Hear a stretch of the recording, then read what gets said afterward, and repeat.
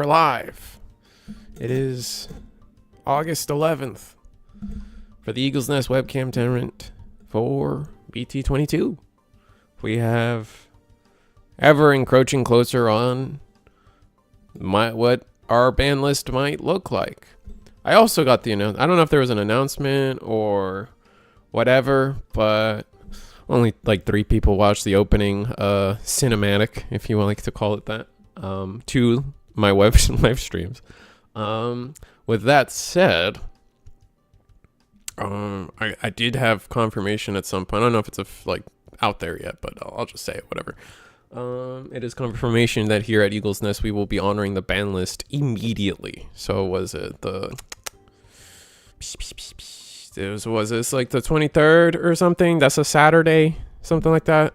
I think someone told me it was the 23rd. It was the 23rd. So yeah, here at Eagles Nest we're gonna honor the ban list like that Monday. So that's that 25th. Bam, ban list ready. Let's go.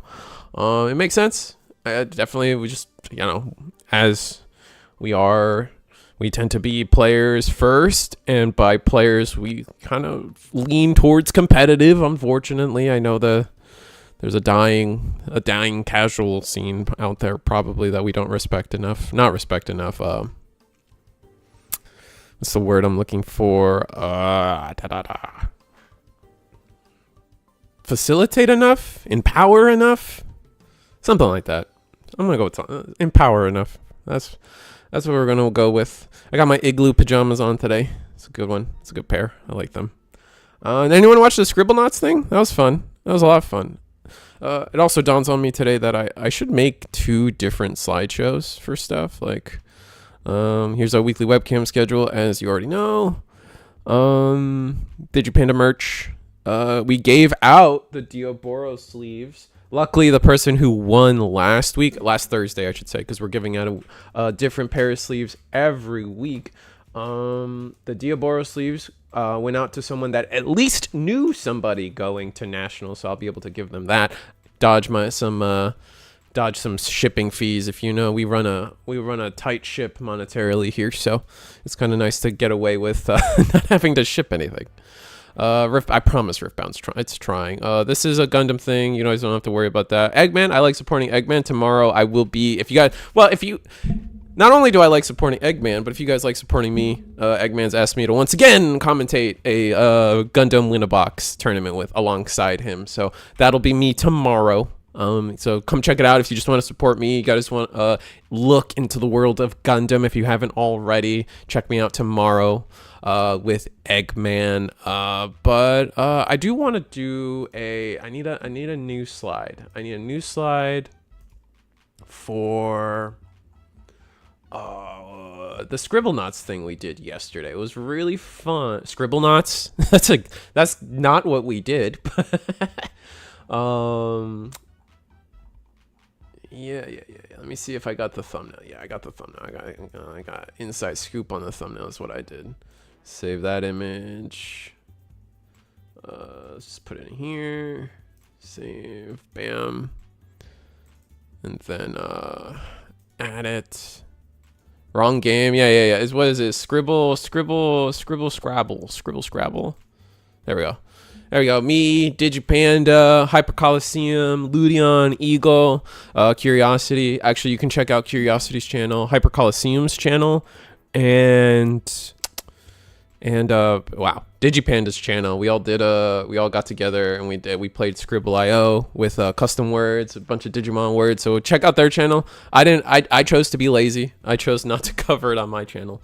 But whatever. They can get the free viewage. It was a lot of fun. We even got at the end we had a game with as many people from chat that wanted to join. So if you're just looking for random Digimon content, obviously it's card game focused, just because everyone we included is very card game centric, but I like to think of it as more of like the Digimon umbrella kind of style video. So you guys like that kind of thing, it was a ton of fun. We want to do more. That being said, I got a minute left. I gotta get my guest today isn't Eagle. My guest today is Michael, which I don't know how to spell, so we're gonna spell it wrong, and then we can correct me later.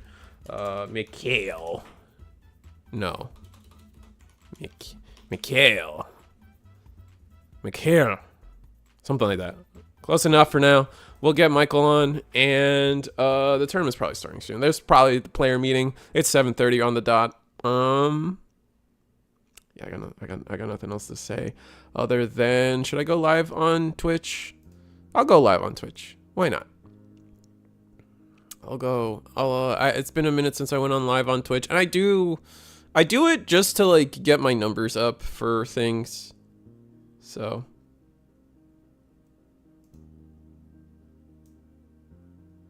oh snap, I don't even have that like even close to set up. All right, you know what, I do want to fix that because I do want to be on Twitch today. You know, I've decided I want to be on Twitch today, but I do have to get Michael on, so I will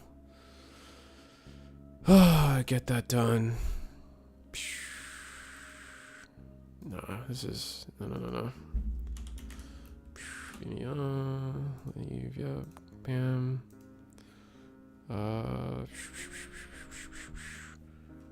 Royal. And that's enter, bam. All right, we're gonna give Michael their invite link.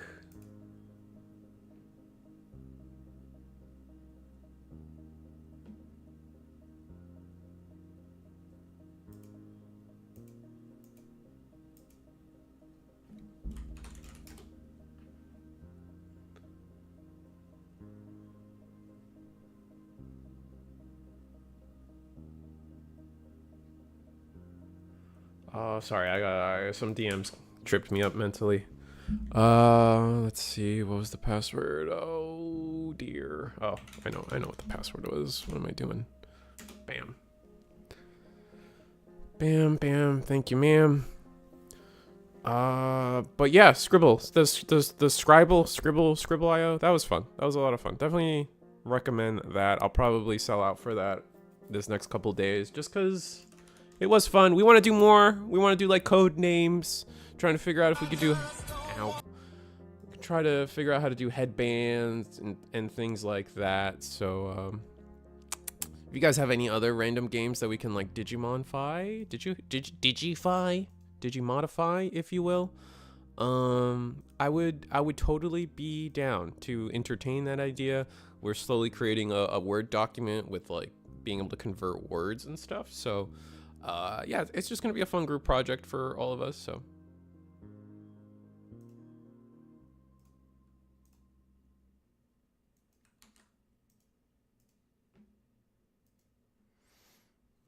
Let me make sure. Michael should be getting on. And tournament. That's where we're at. I am mentally struggling. Not a lot of people today. Looks like we probably got like a good like 11, 12-ish tables. I gotta double check the sign-ups for today. Let's see how many registrations we got. Oh, 24. We always have more than I think. That's kind of crazy. So it's probably gonna end up being 23 people tonight. Oh, did I spell it? It says that's what I'm saying. So I definitely spelt it wrong. So I have my A and my E are backwards. Okay, my bad. I fix. There we go. Broken picture phone game would be fun. What is that? Oh, is that the one where it's like you gotta like the prompt is like Gabumon being crucified, and then like it's slowly like every picture after just like gets like, was that called garlic phone? I think I know what you're talking about. Yeah. Oh, I could add that one to the list. That's a good one. Yeah. But that being said,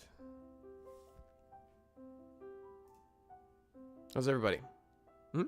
Good. Sounds good. I started dabbling in through my old bulk, and I started realizing like, is there a market out there to sell like play sets of singles? You know what I'm saying? Like, oh, like, because I'm thinking about opening up my own website, and I'm like, well, what's a website if I can't sell anything on it, right? Like, what do I start selling? Like, can I start selling, like, you know, how do I make it worth it, you know? And it's got to be things like, you know, weird, like at least personally, if I can get a playset for something from like a TCG player store, I'll spend the extra, like the like usually like it's like $1 or $2 more sometimes depending, but like I'll pay the extra just to get all 4 copies from one spot. So it's like maybe that's a good idea marketing wise or something. I don't know. We got Michael in the back yet? Is that what I'm hearing? No. Oh, we got Michael in the back. He's muted though.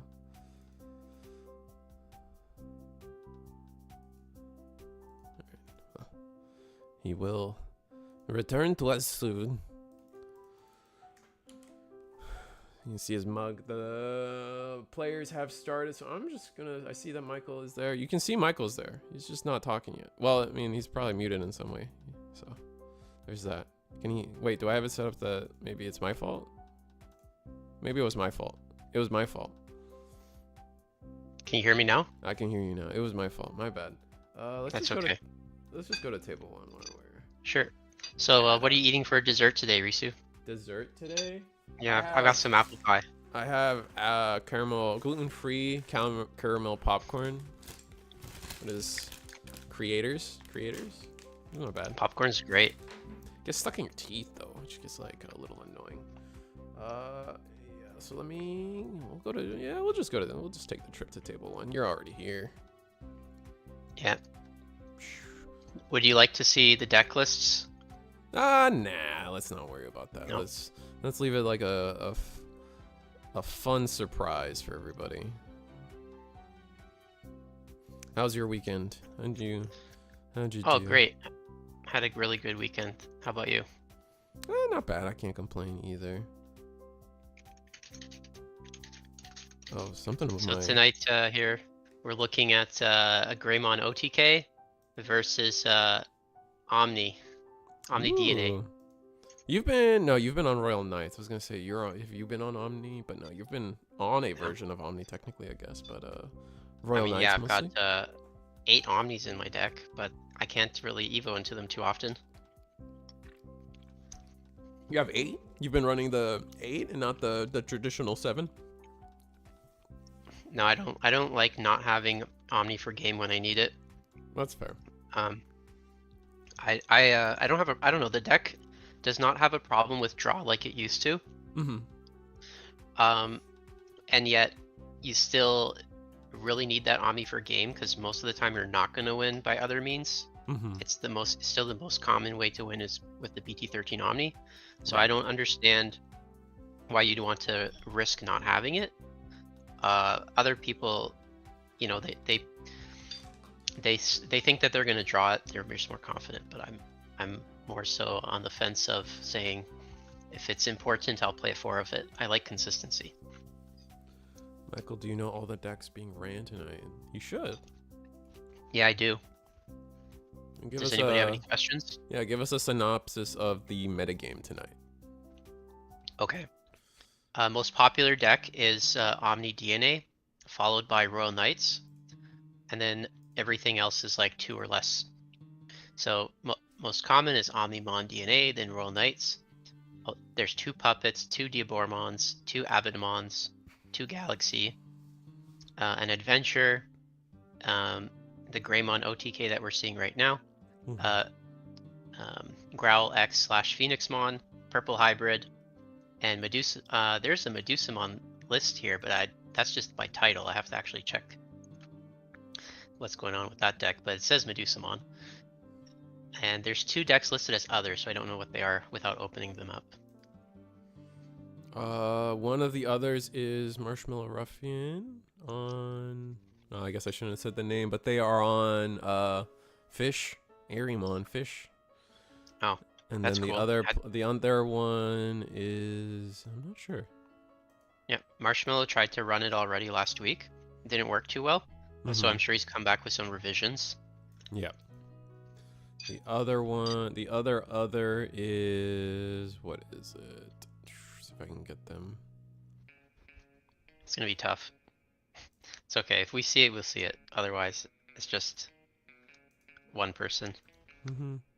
I found it. I found it. I found it. Also fish. They're both on fish. That's funny. Different styles of fish, but fish nonetheless. Good. All right. So we have Miles. It's Miles' second time playing at Eagles. He's Ooh, playing Nokia on play, I guess, and maybe he does have. Yeah, there's the Gabumon to search. This One of your Gabumon's favorite so cards good. to play with the Nokia. I feel like this Gabumon like single-handedly fixes so many of the problems of like the Omni DNA deck from like 17 and even going back into Alter S, where it's just like you never really had a good searcher, and I'm not a fan of like the Alter S black rookies. Like I think they're awful. Notably this I've always been Mile- a I've always been a fan of the white Nokia from I think it's like BT5, and I thought yeah. it was such good value, but it's like it's not a name that you can play with. Like it's not matte, it's not tie, so it's hard to play in the Greymon decks. But Bandai did such a good job of making the name Nokia important, and I love seeing it in this deck because I think it's a great value card Absolutely. that just didn't get played enough. I think in early Digimon, it's been rough for that card. Just like you said, there's no way to play it for free off of any wild effect. But I think also like there's also just like this issue of like back then, like this is a 2-card combo, right? Back when we didn't have things like Mulligan and like using your only rookie for your Digivolve in the back, for example, like. That was kind of like mandatory. So like being able to see 2 rookies and this tamer, like you were living, you might as well be playing the lottery at that point. But otherwise, once this card's on board, you got full value. I've always loved this card as well. Yeah. Yeah. So looking at the Greymon board, is it a good strategy to build multiple stacks, like just in case something happens to one of them? I kind of like the idea of like, so the way I see it is like this front stack here is a threat, which forces your opponent to do something. And in the meantime, it's also drawing you your cards, so your second stack can be that perfect, ideal OTK stack, right? With all the draws we just got through the Agumon, the just raw Digivolutions, probably just gets us a good chunk of the way, I would think. I agree, yeah. And with a memory boost and a cool boy setup, then whatever he gets set to, he's gonna have 3 extra memory to work with. And he only has to go into a level 5, keep turn, and then a lot of his level 6s let him attack when digivolving, whether it's through Blitz or some other effect. Right. So it is possible to do a lot of damage at the next turn. So let's see what Omni player does. Looks like we're just spending more time searching on this. Is getting the option down is pretty useful too, though, especially if we end up establishing that level 6 on board. Looks like it's gonna have to be the Garu with double Gabumon on board here.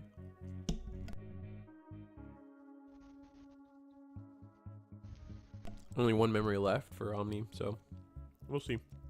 But this is kind of why I like this new Nokia is so good, right? That Evo for 6 is now an Evo for 5, which really helps that clean up that math for us. Yeah, not as good as the cool boy, the two cost cool boy that gives you search and gives you memory and a draw return. But I mean, we're not X antibody digivolving in this deck. But the Nokia is pretty good still. Ooh, we might be dead if this is how we're passing turn. Gonna give him 2 memory and just leave up a board of Agumons and 3 bodies on the other side.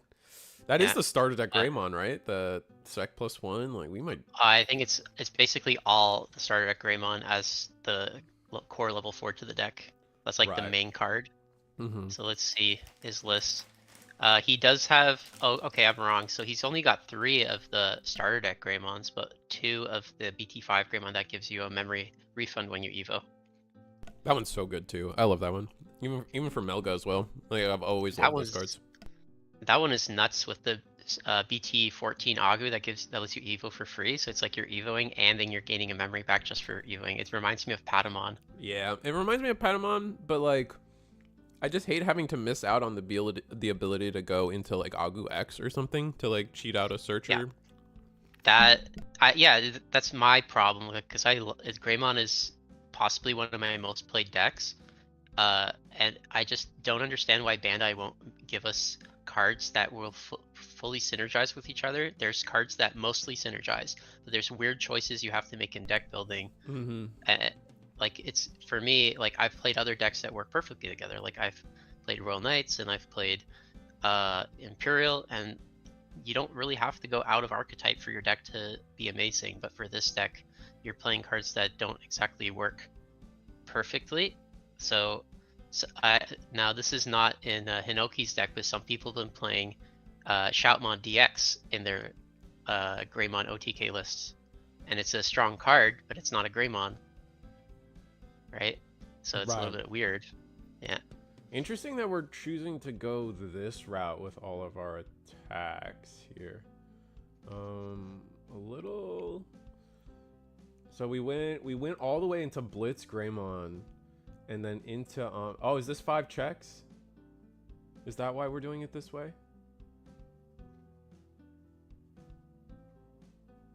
One check from the Alliance, one check from Gray X, or yeah, Metal Gray X, one check from the starter deck, one base check, and then where's the the Blitz Greymon gives you the 5th check, so it is 5 checks. Yep. So this should be 1, 2, 3, 4, 5. Yeah. And then Omni X can end a turn swing. What he is end a turn swing. Wait. No, he's not going to end a turn swing. No. Oh, this is swing off of X antibody. Yes, exactly. So we went into it with when attacking. Yeah, so there's zero chance that he could survive this. There's nothing you play in the deck that keeps you alive here. Yeah, and then yeah, end of turn, attack for game, and we go into game 2. Kind of expected when we're still searching. Like we spent that first turn we spent every turn just Gabumon searching, not being able to establish an Omnimon whatsoever. Yeah. Kind of rough. What's more fun than like promoting and going Evo, draw, you pick up the piece you need, do it all over again, and then you just win. And it's like, hey, my deck it feels like your deck is actually your ally. Like the deck is so fun when you can go up and not miss important cards in your stack, and you just OTK like that. It's so frustrating to have to play a separate cards and like need to draw them in the right order, but with a deck like this, when you draw them all in the right order, it's really fun. Right. While the players are shuffling, this past week we just had a bunch of streamers, YouTubers, all kind of get our first look into Elysian. How do you feel about Elysian? You care at all? It's not your thing. Is it your thing? Are you stoked? What is it? I did get to watch somebody else play it, and I see a lot of potential in it. I hope that they bring it to PC though, because I'm not really a mobile gamer. Other than that, I do like that they're finally making a digital Digimon game. I think it's kind of a joke in my head that they didn't make Digimon the first Digimon or digital card game, because it's digital as Digimon. Like, why do that for Dragon Ball? Dragon Ball is not digital. Honestly, in this scenario, like I do get the meme. Yeah, I do get the meme for sure because it's funny. But like in this scenario, ours ended up being way better than the Dragon Ball one. So I'm like I'm stoked that like for the first time it feels like because oftentimes I feel like Digimon like walked so all these other card games could run, like Gundam and One Piece. I mean, like a lot of the mistakes they learned from Digimon, they've taken those, and now One Piece and Gundam kind of have the fruits of those labors. Where for here, like with the digital client is so much better than the Fusion World client for the respective games. Like the first thing, because I was kind of peeping with Jor-El at the beginning when he first streamed from Hyper Coliseum. I was with him, and like just the fact that you can actually craft the cards, kind of like if reminiscent to something like Hearthstone or Shadowverse. I think other online games also allow you to just straight up craft the card. Where Fusion World, it is atrocious trying to collect secret rares and things in those respective games. So How do you craft them in the Digimon app? So think similar to Hearthstone, when you have duplicates, those duplicates can be converted into dust, and then with that dust, you can create any base rarity card you want. So no alt art, no SP, but if you want a secret rare, just save up enough dust and you can craft that card. Are they letting people spend money on the app yet, or is it all free to play for now? I think today's the last day of the app, but it will eventually be like a pack buying thing where you can get gems or something and then buy your packs with gems. What cards games I've played some betas before. What they do is, because it's in like a beta like this, they're not gonna let people spend money because they're not gonna keep anything. So they just make drops more common or more generous. Yeah, just to give you the feeling of what it would be like for because the average player is gonna spend some money. On average, there is some money gonna be spent. No, I don't mean the average person's gonna play. I think the average person will be free to play, but on average there will be some money in the economy going in, right? So there would be more drops in general. Yeah, so I feel like if people get used to the kind of generosity that's in the beta now, they might be disappointed when the game actually gets released. Yeah, I don't disagree with that. That's a fair point, but I think in this scenario, I think it's more of just a cool chance for everyone to see the cards, and then, I mean, no matter what, if you're pulling cards, you pull duplicates, you can craft any card, and that remains a mainstay. So like regardless of like their generosity or like the inflated pull rates, for example. Yeah, and well, we here at Eagles, we give you proxy tournaments, so you could play with any card you don't have. So you don't even need to go dust some old cards. You do. You take a card and you put it backwards, and it becomes any card you want. So we do have the dust system here. Yeah, we do have the dust system at Eagles. No, it's exciting though. For like in terms of like alternate formats, a lot of the Digimon ones like don't really kick off, right? Like we get the one regulation battle here and there, but I would definitely be behind helping host like Elysian tournaments, like a weekly Elysian tournament for people, because like that. All right. It's a very easy. It could turn into something really great. I actually didn't check if there's spectator mode. I need to ask that. If anyone in chat knows if there's like a spectator mode in Elysian, please let me know. The Greymon player just took the Alterous mode level 5. Ooh, so okay. And look at this setup: 2 ties. There's no chance he's not going to be doing 5 checks in one turn when he does promote. And he's got training banked, memory boost banked, and Cool Boy's going to give him an extra memory. So that's set to 3 minimum. Then he's going to have an extra 5 memory to work with. 5. That's going to be 8. 5 I'm counting Cool Boy.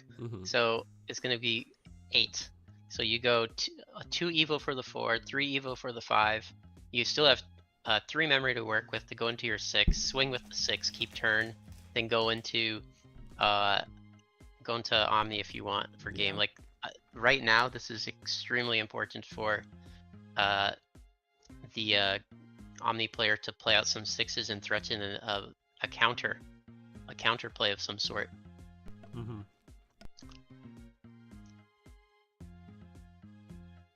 I mean, we just have to hard drop like a rookie, like start a main phase Nokia to drop a rookie, maybe, and then Evo it just to like do something with our turn. But I guess we didn't have the extra rookie for Nokia, and like you said, was it Miles? This is still their second tournament, so they're on the newer side of things. Yeah, but I can sense that they can. Oh no, they passed no play. Oh, that's rough. Yeah, they're not. I mean, what's the chance that you top deck something useful the next turn? I feel like if this is the case or position you're in, you at least play something. No, I agree. But even if it's going to cost you like 11. We are going to training into the Greymon, gain a memory. Do we have the X to and we have the one Oh, of okay. X busted. Now it's reduced cost by 2. So it's like we can sort of say that's like an extra 2 memory to work with. So now he's got like 10 memory. Yeah. 10 memory to work with. It's intense. Oh, and the EX1 Metal Greymon. Oh yeah, this is just 5 checks.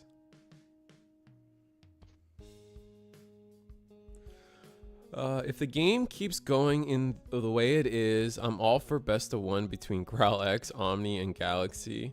I gotta pay $10 to watch my opponent play with their cards and then win on turn 2 or 3. In best of 1, it's over quicker. Oh yeah, no, I understand. I definitely understand the sentiment that, like, you know, right now. Oh, we evoed really fast. Oh, because the Alterous goes for 0, and then the War Greymon. Oh, we're just cooking. He could just attack here. He's so big. Wait, how big would he be? I think he's +2 from the EX1, the BT5 Metal Greymon, so that's 14. 1 for every color, so white, red, blue. +1 also from the Agu. 1 from the Agu. 1, 2, 3. Just 3 colors. Yeah. 3 colors, so that's base 12, 15, 16, 17, 18. So he could just swing and do all the checks with this and then go into any Omni and win. Yep. That could play a Tamer. Maybe there's, well, we know there isn't one, or he would have used it. They also can just throw the memory gauge away. Yeah, I definitely agree with the sentiment that, you know, there's a world where maybe we want to see All right, it's GG. Sets over. Maybe we want to see something happen in the game where it gets slowed down. A lot of decks are becoming like OTK combo for game. It's kind of rough. So I'm just gonna ask around, figure out which table to go to next. Yeah. I think if we can try to find one of the Dioboros. I know Dioboro's getting a lot of hype right now due to the price. Has anyone seen the price on, was it EX 6? EX, which one was Infernal Ascension? Was that 6? Hey, let's come down to table 5. Yep. EX6, I know it was like a villain set with some angels. Yeah, So the Dioboro from plus the 7 Great Demon Lords, I think. Yeah, the Dioboromon from Infernal Ascension just like shot up in price. It is nasty how expensive that card is. Or, I know it was angels. Might be wrong about being Mastamon. No, you're right. There was a Mastamon, but it was also 3. I think it was Mastamon. Ragnarlord was in there. All 3 Great Angels were in there. That's where we get the like aces for Seraphimon, Ophanimon, Cherubi. Yeah, you're right. Yep. Oh, what's it called? Ragnarlord was in that set. Yep. Demon Lords, Ryan got it. Also, thank you for another. What is that? I think that's the 6-month badge, Ryan. Thank you so much. So we have Blake here on puppets and Marshmallow on other. But that's a joke. We know he's playing fish.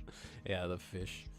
But I don't know what we saw there with Omni. I kind of felt like that's kind of been my problem with Omnimon. Like throughout the metas, it's just like the hands can get really, really bad, really easily. Like, and there's not a lot of ways out of it. I feel like this player, Miles, got exceptionally unlucky. He had 16 rookies, and he bricked. Oh, yeah, that's fair. That is some exceptionally bad luck. Like, and even game 1, he wasn't able to get any level 6s out ever, and he's got so much search. Yeah, so just hard. It's a hard game. Oh, I think Marshmallow's just digging for a level 4. This is their game 2, by the way. I don't know who won game 1. Okay, got it. But yeah, like there's just a couple. Like I know a lot of people out there are excited that Elysian kind of goes back to basics for Digimon. I know I was talking to Ben from Hyper Coliseum. They were really excited. They were really not excited, but they were really appeased by how, like, you know, we went that the Elysian takes things back to BT23 where things were a little slower. You're not constantly worried about losing to a crazy combo all in one turn. There's a lot. It's a lot, and it's really interesting. Yeah, but there's no memory boosts. Yeah. So when I was watching Mm-hmm. my buddy play that deck, shout out to Rob, he was like doing the best he could, but like he wasn't drawing cards to evo into, and there was no way to search, and then Right. he'd just be like slamming cards down, and And you just it's lose. like, okay, you just can't. I mean, your opponent's doing like 1 or 2 checks per turn, not a big deal, but if you don't have anything to play, Right. you don't have memory boost to search, like, to get you back in the game. It's a quality of life improvement to be playing things like memory boost, And where trainings. it's a I very think fair people card. forget about that 100%. Yeah. Like in I those think early trainings days. are different. Trainings are definitely like a power creep, but memory boosts are more of a quality of life thing. It's like, oh, I have something to do when I don't have anything else to do, because you're spending 3. You're not going to get that 3 memory back. You're only going to get 2 of the 3 memory back, so it is a tempo loss. But at least you're not passing turn doing nothing. Right. Training is just a little bit stronger than memory boost though, because you're getting back the same memory you spent and you're searching. Yeah, but I kind of I'm still, when it comes to training, I'm still of the mindset of like the forced evo is more, it is the power balance, ends up being the power balance a lot of the time, because memory is more powerful than just a cost reduction for your next evo. And again, like I said, the forced evolution, like things like hybrids don't work, as like something I'm painfully aware of, or like some a lot of neat combos are instantly stopped because, like, oh, I want a training here first. Like, you can't. There's been countless times where I'm like, I have a scramble in hand and a training on board, and I'm like, well, I guess I gotta use my scramble or my training first to get like max value or whatever it may be. Do you know what Marshmallow's tamers do? The No. Yao? Oh wait, I kind of do. They one of them is when attacking, you can if one of your fish attacks, you can put a level 5 or lower fish source underneath, and then the other one is when a fish source is added, do a thing. So yeah, they're a bit weird. One, it's got a start and main phase. The 3 cost of the new one has a start and main phase and an all turns. The start and main phase, I already passed that point of the game, but it says, by returning this tamer to the bottom of the deck, you may play a Yao from your hand without paying the cost. So, okay, that's kind of like the showdown. And then the alterns is when effects add Digivolution cards to any of your Digimon with the right trait, by suspending this tamer, draw 1. So it just draws you a card. It doesn't seem to be too powerful of a card. The memory setter lets you tuck a source. So yeah. Looks like And we're then going the option, into he's Marine also Bowl. got that. He's got the emblem out. So the delay effect is when you when tap a any of your Yao. tamers suspend, you can Digivolve reduced by 3. So we use the first one to go into Marine Bull, and we're going to use the second one to go into Ryugumon, since they both trigger off the first one. This is not bad. I mean, the opponent does not have a Kaguya out, so that he can remove things a little bit safer than if they did. He went into the level 6 and he still got 1 memory to even go into a level 7. You just have to be a little careful, because you do have to do something about the Nyan boot, or else the end of turns could just the all turns on Nyan boot plus the end of turn of the token getting deleted could just devastate you anyway. So you gotta find a way to really break this board down at least a little bit. Death X. Death X still triggers Nyan boot, but it will cleave the board at least. It will Digivolve the Nyan boot. He won't have a Nyan boot. Oh, true. But then he'll have Kaguya. Or no, that's Syndrome. My problem with Death X right now, though, is just it'll cost 5, and because he had 5 bodies out, so it just does nothing. It just passes turn. Okay, where's he attacking? What is that Digimon, though? Is that Ryug? Yeah, that's Ryugumon. That's a 6. Okay, so I guess the payoff is to get into Arimon in this deck. And then Arimon has an amazing decode. You could just play a level 6 out. That's pretty good. Well, this whole deck is good. As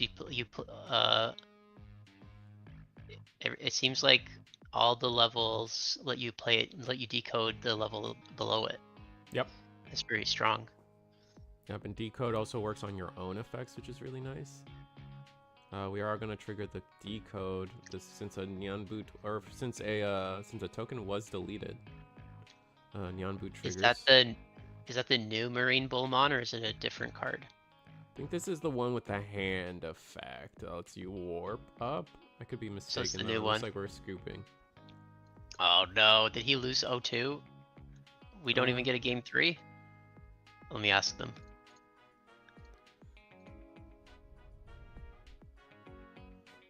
Looks like they're shuffling up for another one, but yeah, we just spent so much time searching for a level 4, and that was a big rough part for us, chat. Like there was just I'm excited to announce we are having game 3 here. It's exciting. Yes, so now we get to see what these decks do from the beginning.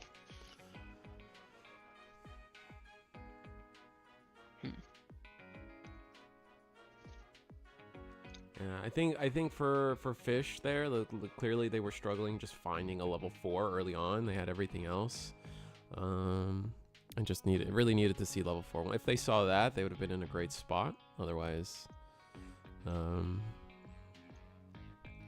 with the Shushu and Neon Boot, do you get to play the token from Shushu before or after the minus DP of Neon Boot? I think the minus DP of Neon Boot has to go first, because the whole effect of the Neon Boot is to play the Digimon and then minus DP. So let me reread what that. You're right. Okay. You're right about that, Risu. Got it. So yeah, you have to finish fully resolving the singular effect of Neon Boot. If it was 2 separate effects, then you could interrupt with the Shushu Mon effect, but. Okay, this looks like an amazing start for Marshmallow, with the Tamer and the option, and a rookie in the back. Oh yeah, that's busted. Oh yeah, because the option just plays the Tamer. Oh, I think these unique emblems are way stronger than people are giving them. Are we gonna get an emblem for Greymon? Or No. Black or Greymon? That'd be cool. Maybe we'd get a crest. Oh wait, not Black War Greymon. You can shut your mouth with that one. That's crazy. All right. What about for Imperial Dramon? Maybe. Was it a crest of? Does Ken have a crest? I guess Ken doesn't have a crest, or is it like the Crest of Miracles? I don't know. I don't know. When it comes to lore, I watched the first season of Digimon, and that's it. That's what I was saying. Greymon could get one. We could get since we have unique emblems, we can instead get like Crest of Courage, or excuse me, chat, Crest of Bravery. All right. I think Blake met that opener with his own 2 Tamers and a rookie in the back. I mean, he's gearing to go here too. Yeah. Honestly, if you don't have the pieces here, I would love to just keep searching, because if the opponent's not doing anything, you also have your own chance to just play slow. Evo in the back into a Shellmon. Yeah. And which Shellmon is that? This is the newer one? I think this is the new one that just came out. Or no? It's not. It's BT19. Oh, okay. So it's when Digivolving. If you have 1 or fewer Tamers, you can play the Yao. So if he had the Tamer in hand, maybe he would have been more tempted to promote an Evo and drop the Tamer for free. But I don't think he had the Tamer, so he said, well, if I'm not going to play a Tamer, might as well Evo in the back where it's safe. Also, end of attack, gain of memory. Oh, we did have the Tamer. Or maybe we drew it up the Evo, and it's just super awkward. So Ken's crest is Crest of Kindness. Okay. Thank you, chat. That's the play of Tamer. I still agree with Risu. Cards that are Digivices that give certain effects for the game, that could be interesting. Yeah, I for the longest time, I thought we were going to get like, a Master Rule or something, kind of like, we had aces introduced to the game. Like I could see a world, especially with the way how they've added they've added linking to the game with the Appmon. Yeah, so definitely that kind of mechanic definitely lends itself to kind of like tools or equipment, for example. So you just like equipped a Digimon with, I don't know, a stupid Zudomon hammer or something. So Blake just went from 4 to 5 in the back and really quickly passed turn back to Marshmallow. Marshmallow promotes and goes into his own 5. It's a Marine Bullmon. It's the BT22. It has the hand effect. It says if you have Yao in hand, or in play, sorry, if you have her in play, by placing one Shellmon from your trash, but he didn't have anything in trash, as this card's bottom Digivolution cards Is and it only Digivolves trash? You can't do hand or trash? from your trash. Yeah. Uh, And I think it lets you Evo your level 3 and straight into the 5, skipping the 4. mhm. So I get it. Like if you have the Tamer out, you can promote your 3, tuck the level 4 from trash, and then go straight into it.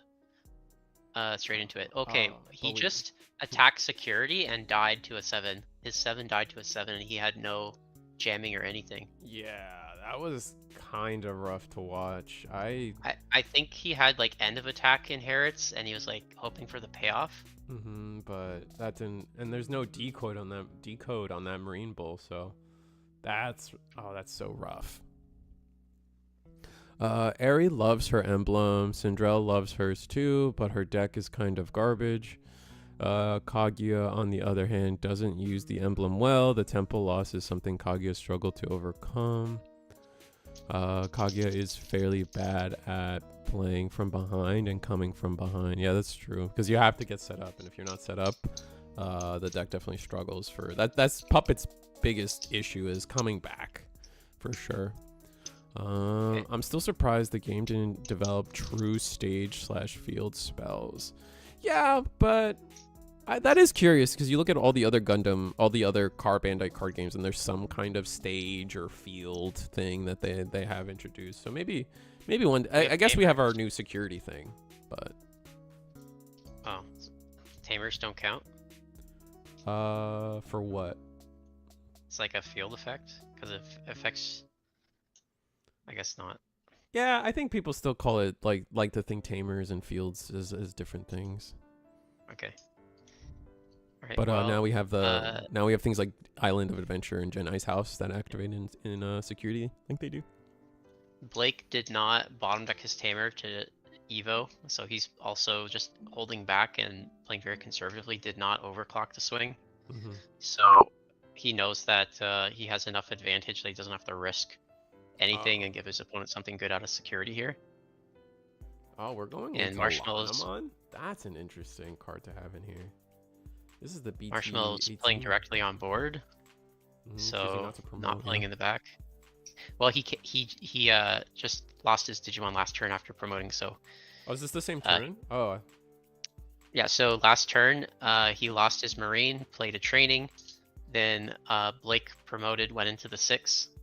Oh, and this is the turn after. Okay. Did not overclock. Yeah, and so now Marshmallow is trying to get as big of a stack as possible. Maybe he can actually answer the level. I don't think he can answer the Central though, because it has protection. But I don't know what he's doing.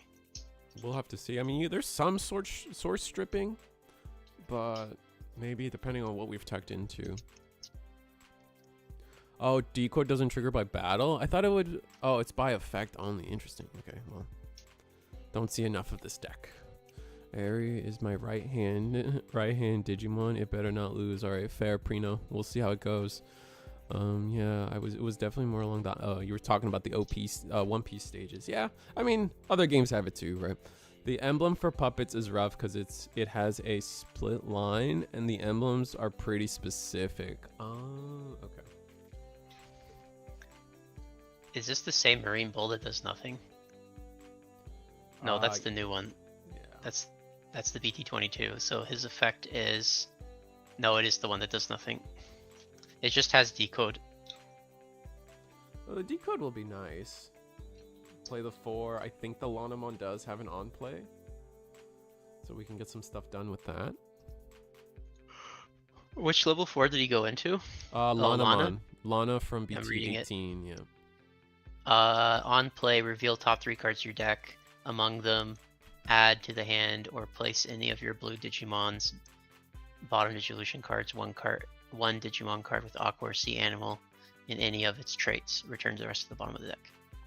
Add to the hand or place to the bottom of your stack. So it gives you some flexibility to choose. So Lanamon gets played, reveal top 3. If you like the card, you can add it to your hand, otherwise just tuck it. Alright, now he's gone into Nyan Boot. And he's got a big board, and he's still not attacking. Still playing it very safe. Interesting, because right now I feel like you have to kind of at least attack overclock, and then. But don't you kill with the when digivolving? You kill the level 5 stack. Yeah. Oh, and you're afraid of decode, I guess? I don't feel like we'd be afraid of decode. Probably it's a new deck for a lot of people, so they might not know what the blue deck's capable of. Alright, so Lanamon's played, and we're gonna reveal 3. That's a 7, I think, or that's the 6. Or is that the 6? Oh, the 6? Okay, so add it to handoff. Yeah, no point tucking that. Well, that's a really cute way to get a search out of this. Does Marshmallow have a memory setter?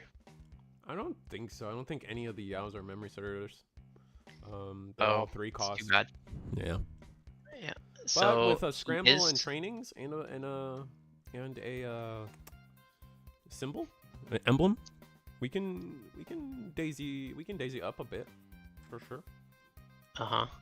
Right. Okay. So the effective bottom deck your tamer is start a main phase, so you don't get the like the memory gain effects of your other tamers in the deck if you bottom deck it.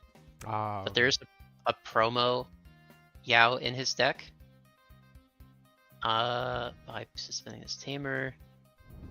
Oh, so the other Yao lets him evo for reduced by 1. So it's kind of like the Nokia that we just saw in the last round.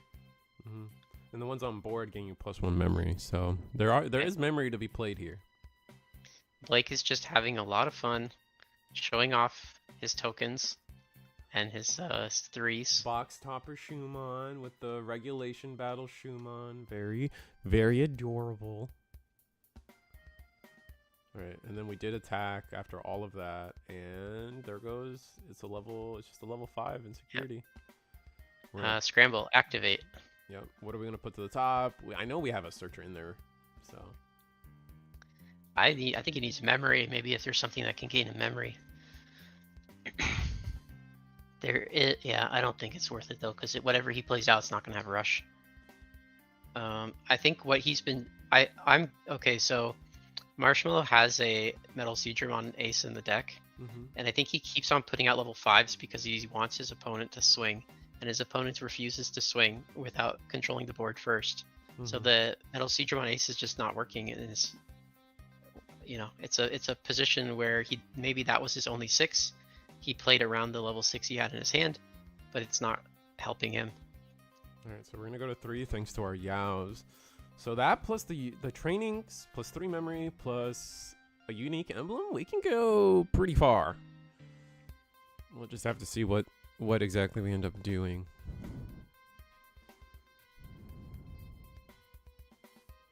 Okay. The regulation battle Schumann's finally arrived in stores where I live, so hopefully I can get my last 2. Oh, that's so exciting, Green Hill.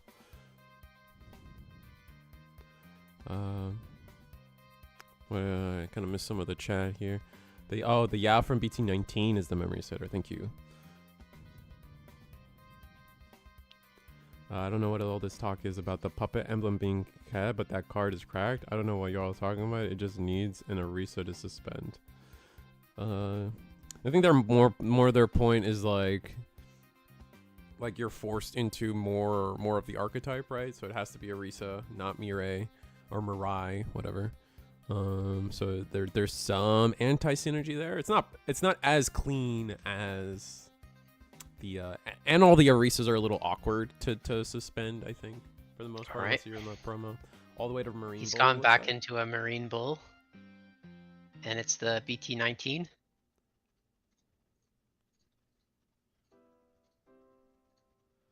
And since we tap the Yao, we can use our emblem to go. We can go into Airy.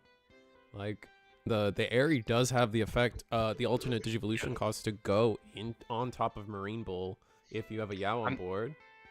I'm not sure I like this deck because it keeps on letting you add cards from your hand, but unless you have some sort of really strong card advantage engine, you're just gonna run out of cards. Like at least with Hunters, you tuck a card under the tamer, you draw a card back.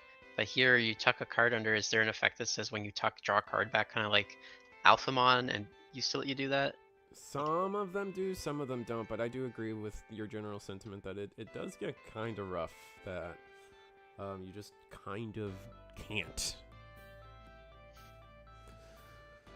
But that being said, we do have a removal effect, and we're going to attack with the Ryugumon.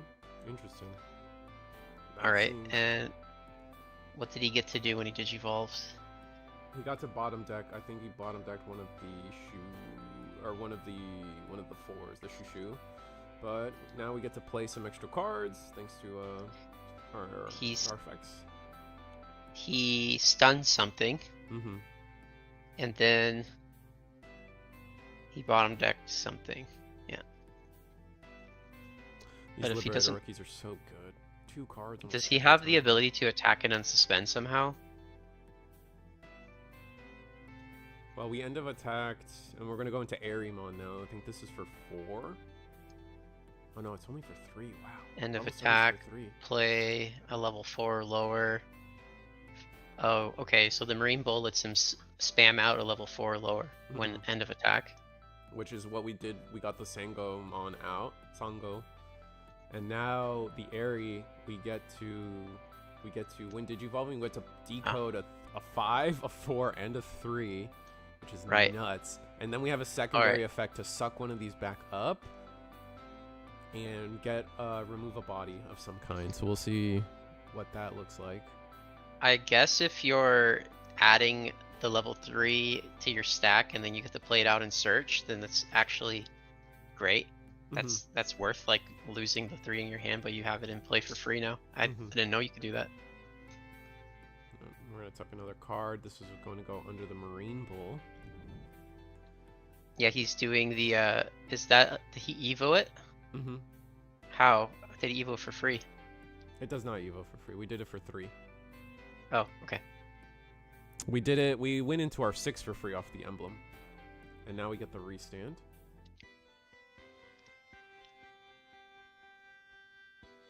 Oof, are we going to lose our Airymon here?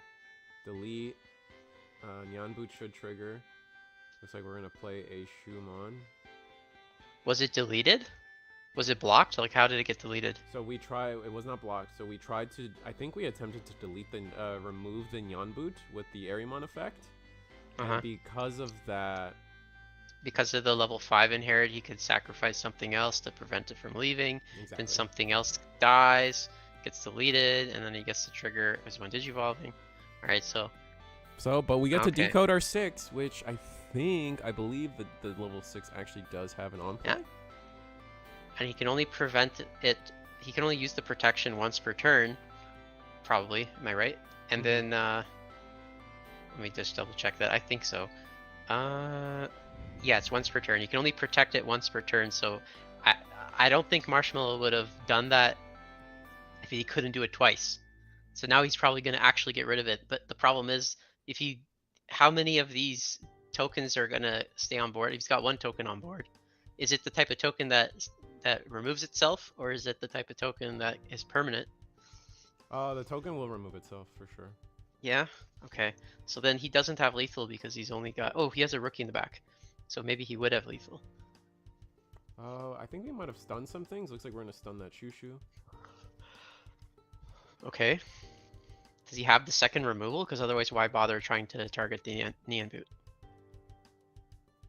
I think we might have misplayed.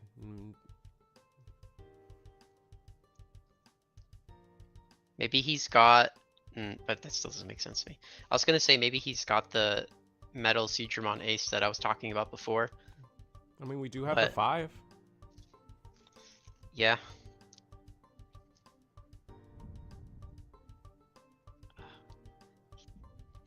Okay, what does this do? Tap to reduce Evo? Okay. Oh, is that the 7? Finally.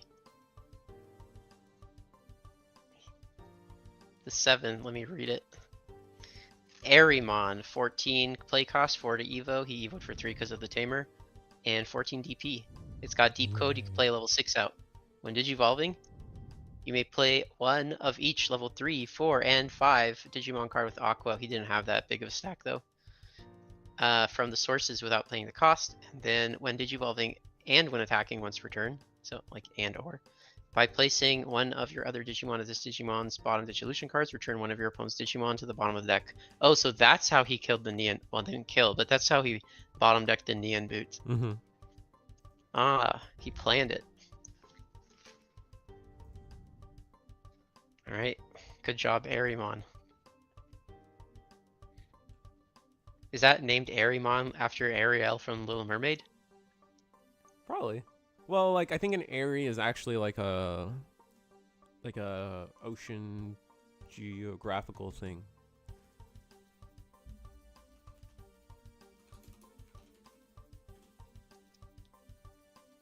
Let me see if I'm right about that.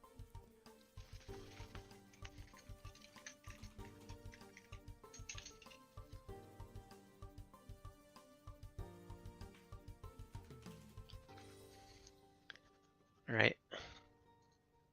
I'm gonna make the announcement that we're in overtime. And you think it's a yokai? Oh, maybe that's what it is.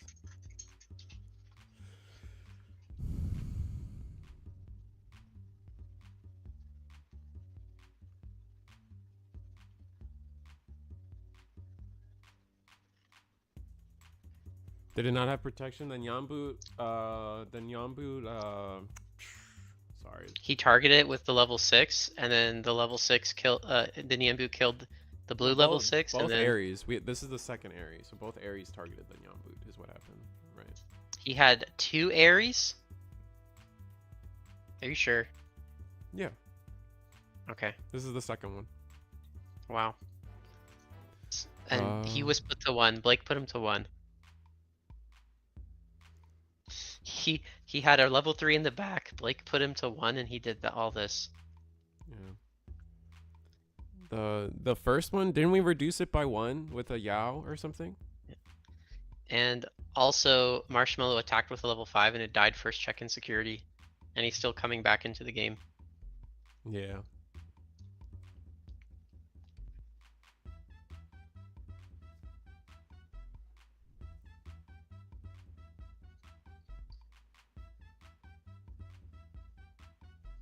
Alright, you're getting a lot of effects off here.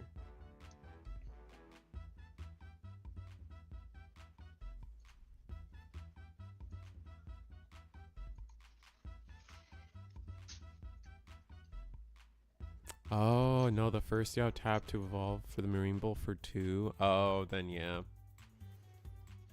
Unfortunate.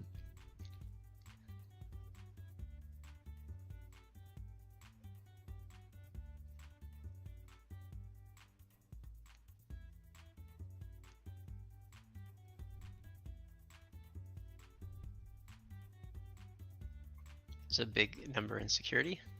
I've been looking and they've been treating areas in a 3-cost Evo over 4 that ended up Does playing. Marshmallow just win here?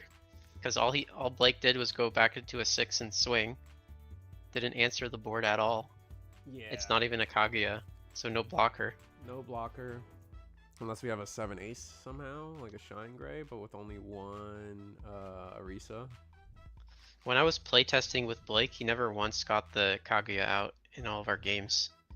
But he does play it. It's just, I don't know what his luck is like. It's just bad luck. Yeah.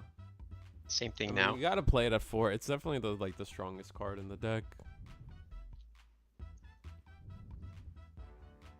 Oh, the new rookie does give a blocker if that's what was played. Right. It's like we're gonna win attacking. Unsuspend.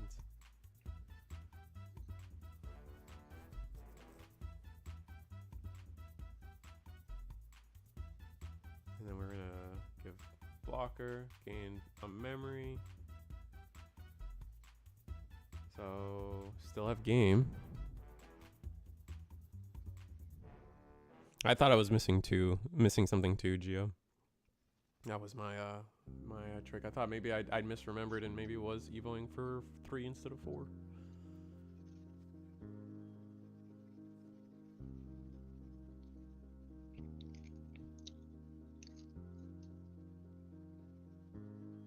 Okay, I see 2 security, no blockers. Is the rookie there's not a blocker, right? No, not Doesn't anymore. matter. That rookie wasn't. Oh, okay. Maybe it gave the Sendril blocker, but Sendril doesn't have anything to protect itself. Mm-hmm. I don't. I mean, we're on overtime here, so they might. I don't know if Marshmallow is on his turn 1 or is like his first turn or his last turn in overtime. But they are at negative 5 minutes here, so we're gonna have to put an end to it. Fair enough. Okay, let me just mute myself and I'll tell the players that we're done and we'll start the next round. Yep. Sounds good to me. It's unfortunate that the Arimon was digivolving 4-3. I thought I was missing something too in terms of reduction, but I guess no. I just gotta trust my instincts better. Thanks for that, chat. It was turn 1, so Marshmallow's first turn. Yeah, but I think we're just past the 5 minutes is the problem, right? These are some long fish turns.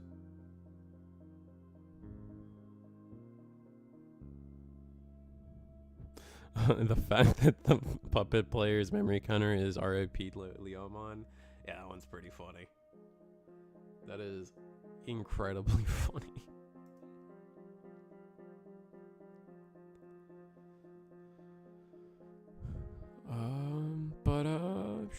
I'll just take it to me. But Michael, you're still muted in case you're trying to talk to me again. But how's everybody? Anyone in chat get into Elysian? You guys like it? You guys been enjoying it? The only grace I'm giving the Aqua player is though the attempt to remove Nyanbu, the same events would have happened all at one memory.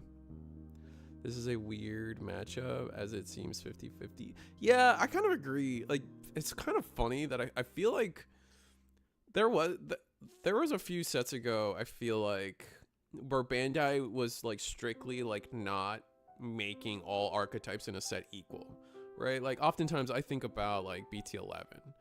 There's no shot that they sat down and was like, oh yeah, Black War Gray is playable against Mirage and Birds and Marsmon, right? Like there's no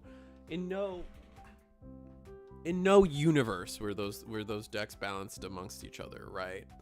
But like lately, like at least since World Convergence, I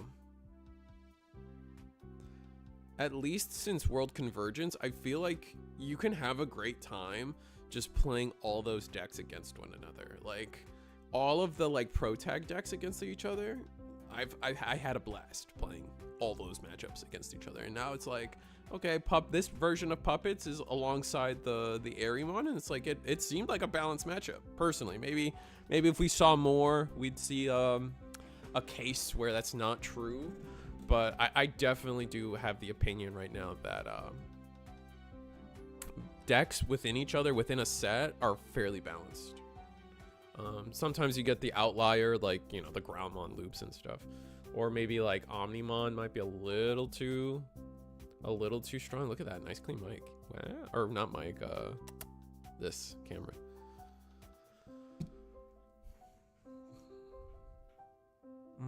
Let's see what the chat's saying. And I still gotta go. The next round is paired, so let me just find something.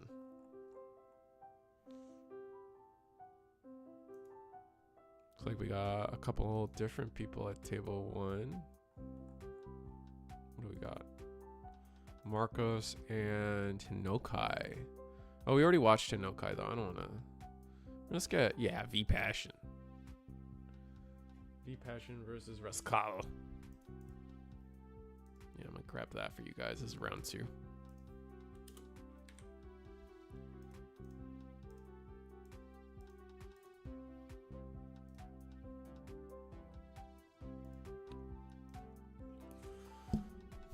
Oh, sorry. Oh, Titania got in? Is that what we're saying? Let me. Oh, you did? How do? Yeah, tell us how you like it. Unless you already did, then I'm gonna catch up. I didn't even bother trying to get in. Oh, Ryan, come on. It was like I promise you, it was like a 5-minute like little questionnaire to try to get in. The only wild question was like, what movies did you watch? They gave a lot of diamonds, so it was really easy to play the decks and get the cards you want. That's fair, but I feel like getting the like just the fact that the diamond system's even in at all is amazing. I love it. Thundering Nyan Boot would have protected the first time and then delete Eri, which would decode Ryugu. That's when it should have ended. Yeah. On play, Ryugu would have still happened, which triggers the Yao to evolve into the second Erimon. Ooh, some back and forth combos. That's fun. I'm learning that I'm a sucker for the Liberator decks. Yeah, they're kind of cool. Like, it's unfortunate that I don't care for any of them aesthetically, because mechanically they're all kind of cool. I'm a pictures guy. There's no cool dog. I'm gonna be real. There's no cool dog in Liberator. It's upsetting. I don't know. The problem was that Fish Player was building more of board afterwards. After the area. Okay, so we're just all right. I'm assuming you guys have resolved the combo stuff. I got in. As long as the gems are as generous in the real version, I think it'll be good. I don't think the gems were gonna be as generous.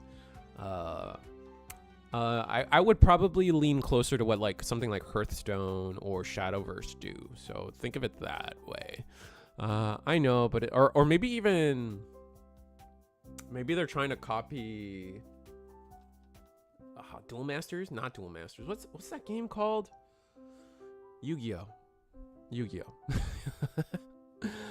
A lot of money is just a beta benefit. Yeah. Does Sunrisa count? What are we talking about, Sunrisa? What about Sunrisa? I know. Sunrisa is definitely not he's a lizard. They had to like he's a reptile. They had to add the rule that he counts as a rock just so he could work with the deck. But I know, but it ended up being lottery, which would have been no good for me because I have bad luck. I'd have no luck at all. I mean, I would argue you are giving up before you even get a chance to try, you know? They realized that especially when it's something easy, it's not like we're trying to like go for the lottery or something. It was free to do. They realized that they have to send it to the mines if they made another dig. Which Shadowverse? I have no idea, Thunderhog. I just assume Shadowverse works like Hearthstone, so I use Shadowverse as a metric. They're just not giving us a dog. They're just not giving a. Oh, I see what you're saying. Oh, you said send it to if they made another dog. Oh, I get it now. Because big difference between new and old Shadowverse. How generous was Dragon Ball? Oh, we don't talk about the Dragon Ball Sim, Maikaru. We do not. It is. They got it rough over there. They maybe in terms of generosity, in terms of diamonds or something, but in terms of crafting the cards you want, oof. Different conversation entirely. Old Shadowverse was generous. New one is a penny pincher of a card game. Oh, that sucks. Probably generous in the beginning for the big launch, and then simmer down on how much they give you after. Yeah, every gacha's like that though, right? And I mean, unfortunately, in my mind, once you make a card game an app, a digital app, like it is definitely more gacha than not, right? So yikes. But that being said, you can at least craft any cards any duplicates. You can auto guarantee craft whatever you want. So in the long run, it's fine. I feel like Dragon Ball has it rough in general. Yeah, they do. I mean, it's so unfortunate because a lot of Dragon Ball's problems are like not even Dragon Ball's fault. Like if you guys don't know, this is probably open information, but like right now the property of Dragon Ball is owned by like 3 different companies. It is like between, was it Toei, Capsule Corp, which I also recently found out was a real corporation that's not made up. Capsule Corp, Toei, and then like Bandai, like each of them, or is it Shueisha? Whoever, you guys will correct me, but Bandai is owned by 3 different companies, and they all hate each other right now. They are all fighting for the rights to Dragon Ball. It is nuts. Also, Abato is kind of, yeah, I've not talked about the game once. My bad, guys. My thing is if you ideally make exactly one deck of your dreams, a card game sim is doing its job. Yeah, that's fair. Which is my problem with the new Shadowverse, because boy, I'm still missing cards from set 1. It's already in set 2. Oh, rough. Okay, I see what you're saying. I kind Yo, of agree. Go ahead. hey, it's me. But it's Raw Knights versus Abato. But we finally, I mean, Tim's saying, Magna Timon's saying Abato's cooked. But I mean, we got I don't all know, our eggs out. I played this. I've literally played against Rascal with Morrow Knights on Thursday, yeah. and he crushed me game 1. Like I had a single Digimon in my King Drizzle stack, and he won that turn. It was just way too fast. If he has the right pieces, it is faster than Morrow Knights. Is this card's Parabolic Junk a key to that? No, Okay. it's not that important. It's just adding a little bit of defenses if we do It's a free card. Yeah. Zero cost card. If you have it, you want to disincentivize your opponent to answer your stack, you can use it. But Royal Knights has ways to remove your stuff without deleting it, so it's not the end of the world. Oh, we do delete the Gallant.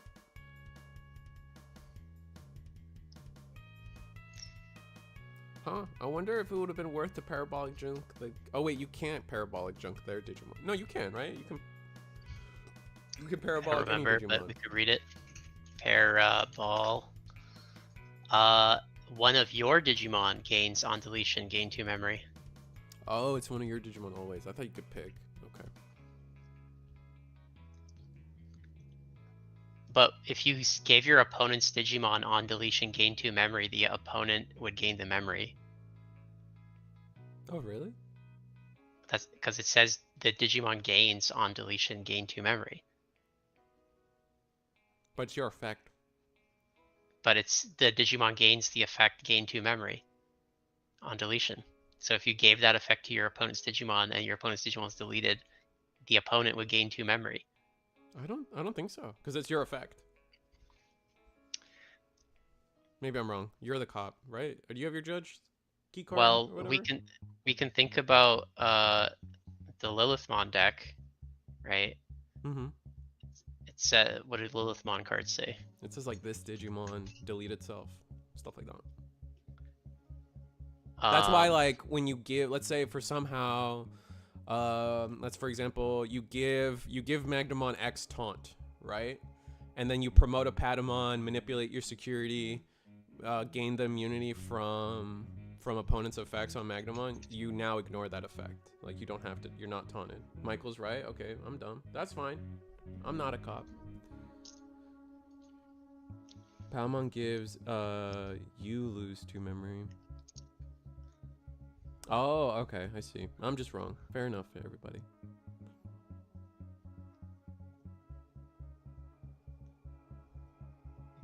Got it. Vpassion is negotiating with his opponent. He's saying, I'm gonna beat you right now unless you give me 10 bucks. I'll play this card, I'll win.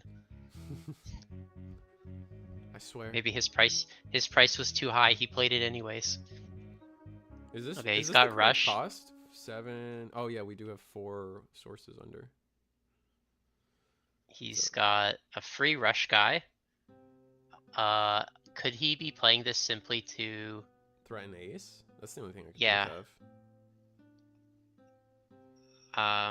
But it's But just gonna the thing get deleted, is, when you tuck cards under your core, it becomes bigger than 15, and any of his aces are not going to work. So maybe does he have a Cool Boy? He doesn't even have a Cool Boy out, right? No, no Cool Boy. Just, No, so he's not even threat. Well, I think he's kind of okay because he can only do 3 swings here. So 2 swings, 2 swings. Well, 2 damage, 2 damage, and then 1 damage. That would be 5. He's got more than 5 security, so he's fine. He can't lose this turn. Mm-hmm. And the worst thing that you could do with the Abaddon against Royal Knights is promote your Abaddon core and not win the game, because it takes too long to get it back out again. Right. So it's a problem where he didn't do enough damage early. And okay, he's got Omekamon in the stack, so he's not in trouble. Right. And if he Parabolic jump. doesn't have Omni, he'll just play the Omekamon after the core swings. Okay, so he's parabolicing now so he can gain 2 memory because it's highly likely to die. Right. It does not. Oof. Parabolic is wasted.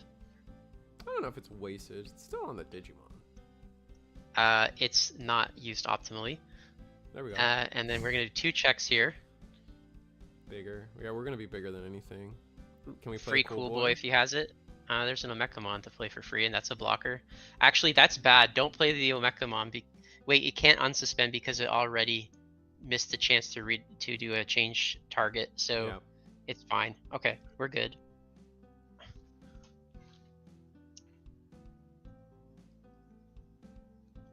He did 2 checks though, right? One of them was Omni, the other was the Last Guardian. Okay. Yeah. We did 3 checks in total. Remember, we were at 6 security thanks to the promo count. When he promotes or he moves, essentially he gets to kill the Gallant, right? Yes, and that's what happened. Yeah, that's a bit unfortunate because you want that Gallant on board so it lets you unsuspend. That's that. Maybe he could have chosen to not add 3 cards because it says by placing 3 cards you can delete. So maybe that was a misplay.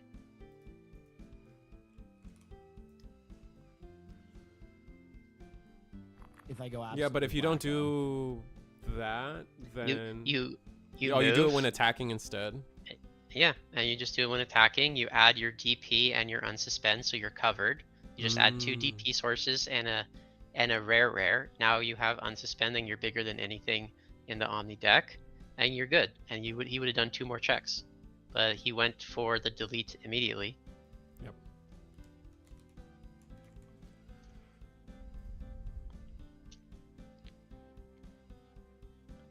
All right. I think I want to see Omni here. 1, 2, 3. He's only got 3 Royal Knights though. Maybe Omni. Well, he does have enough damage to win. I don't think he's got enough memory. That's the problem. 1, 2, 3, 4, 5. Yeah, so he doesn't have the memory to play an Omni and keep turn. He's Right. one short of that. Well, his hand must be bad. I think he's got like 3 cards in hand. Yeah, no cool boys for the draw. Like I feel like that's one Yeah. big thing. We haven't seen any real like draw Yeah. mechanics come out of them. Like for example, the last Guardian on board came from security. And Rascal is not playing anything level 3 to 5 that the Emperor can draw off of. So killing something won't give him a draw. But obviously you have to kill the Abadamon here. Like if he had the Gallant last turn, but he played it. I think he played it because he wanted to do something with his cards. But you know what? Playing it was good because it got Rascal to promote. Okay, so if he goes Omni, but he doesn't keep turn. What do we have here? That's Leopard. That's the new Leopard. Leopard. Leopard can play an Omekamon. Jesmon will play a token. And then all and 4 I will don't- bounce the lowest level, which is the Which has core. the parabolic junk on it that was not used optimally. Yeah. If he deletes anything, which I don't think he can, then he's got 2 analogs to use. Why are we attacking? when do how you- are we when- able to attack? When do you put the eggs back in the egg pile? So the only now time or- that's to trigger the core mode when the core is in raising to promote it on your opponent's turn. That effect is what sends the rookies back or the digibubbles back into the Digied deck. Oh, So if you just promote the core naturally on your turn, you don't have to do that. is it better to just promote it during your breeding phase so that you don't have to send your eggs back? That's a key way to play the deck.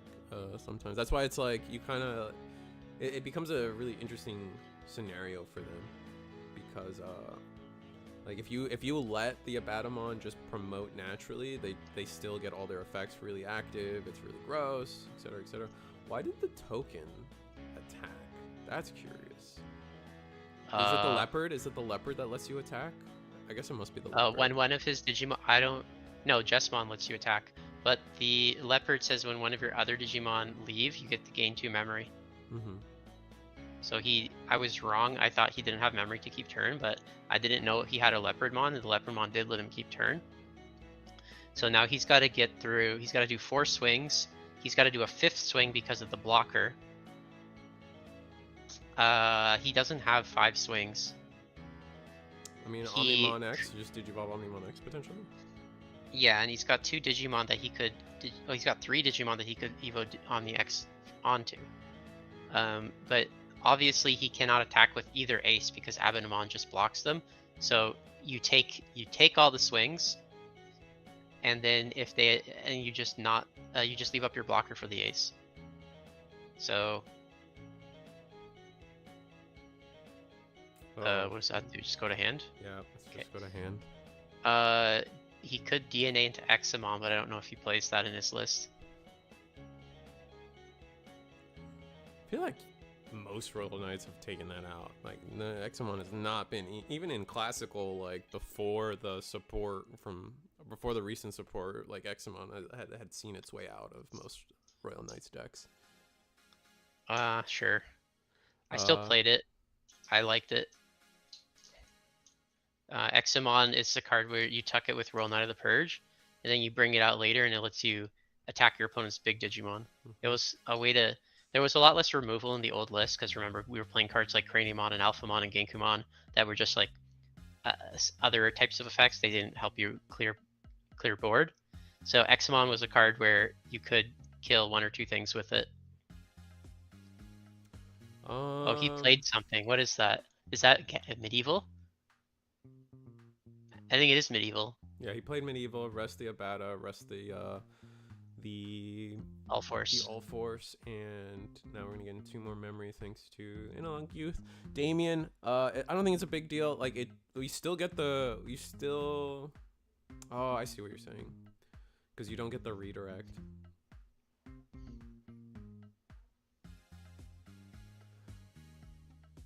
The turn should have passed. I don't think the turn should have passed.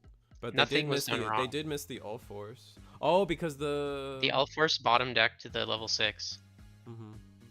Yeah, but the attack of the token would not have been redirected because All Force should have triggered first. It wouldn't give. You're right. Mm-hmm. You're right. Oh, we didn't catch that. Yeah, we didn't.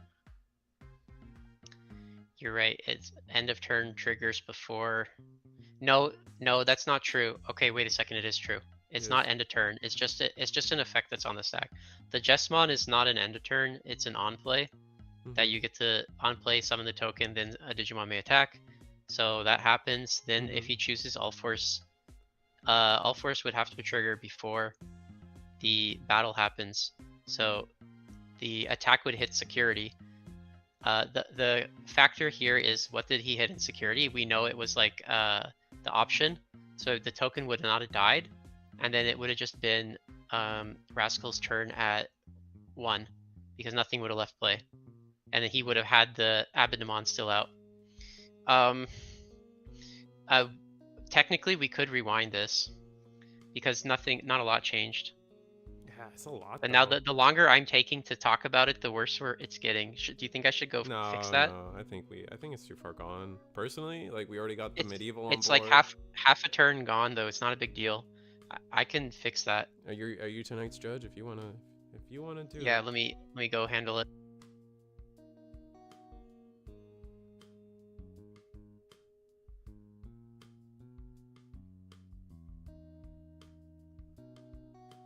Well, guess we're rewinding, chat. Well,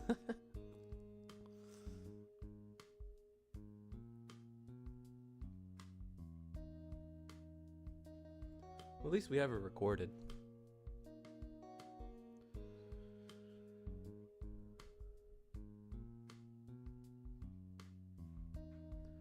How's everybody's day? We're 2 for 2 so far on our feature matches, having a pretty clutch misplay.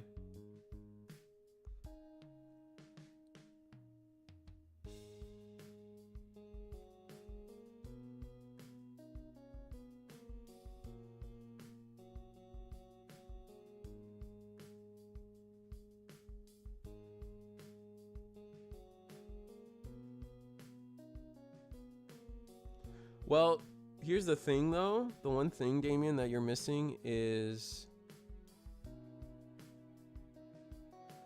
the one thing you're missing, Damien, is you could redirect to anything. You don't have to redirect to the Abato. You could redirect to the core.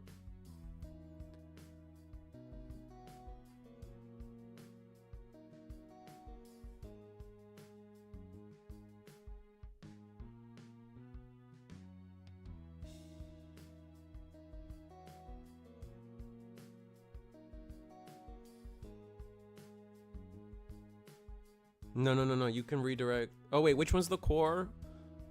No, the core is the 7, right? So you redirect to the 7. You redirect to the 7. The token, and then that gets the block. Core gets the 6 gets bottom decked no matter what. So we're good, right? What's the struggle we're having? Oh, I'm getting pinged. Let me see if I can.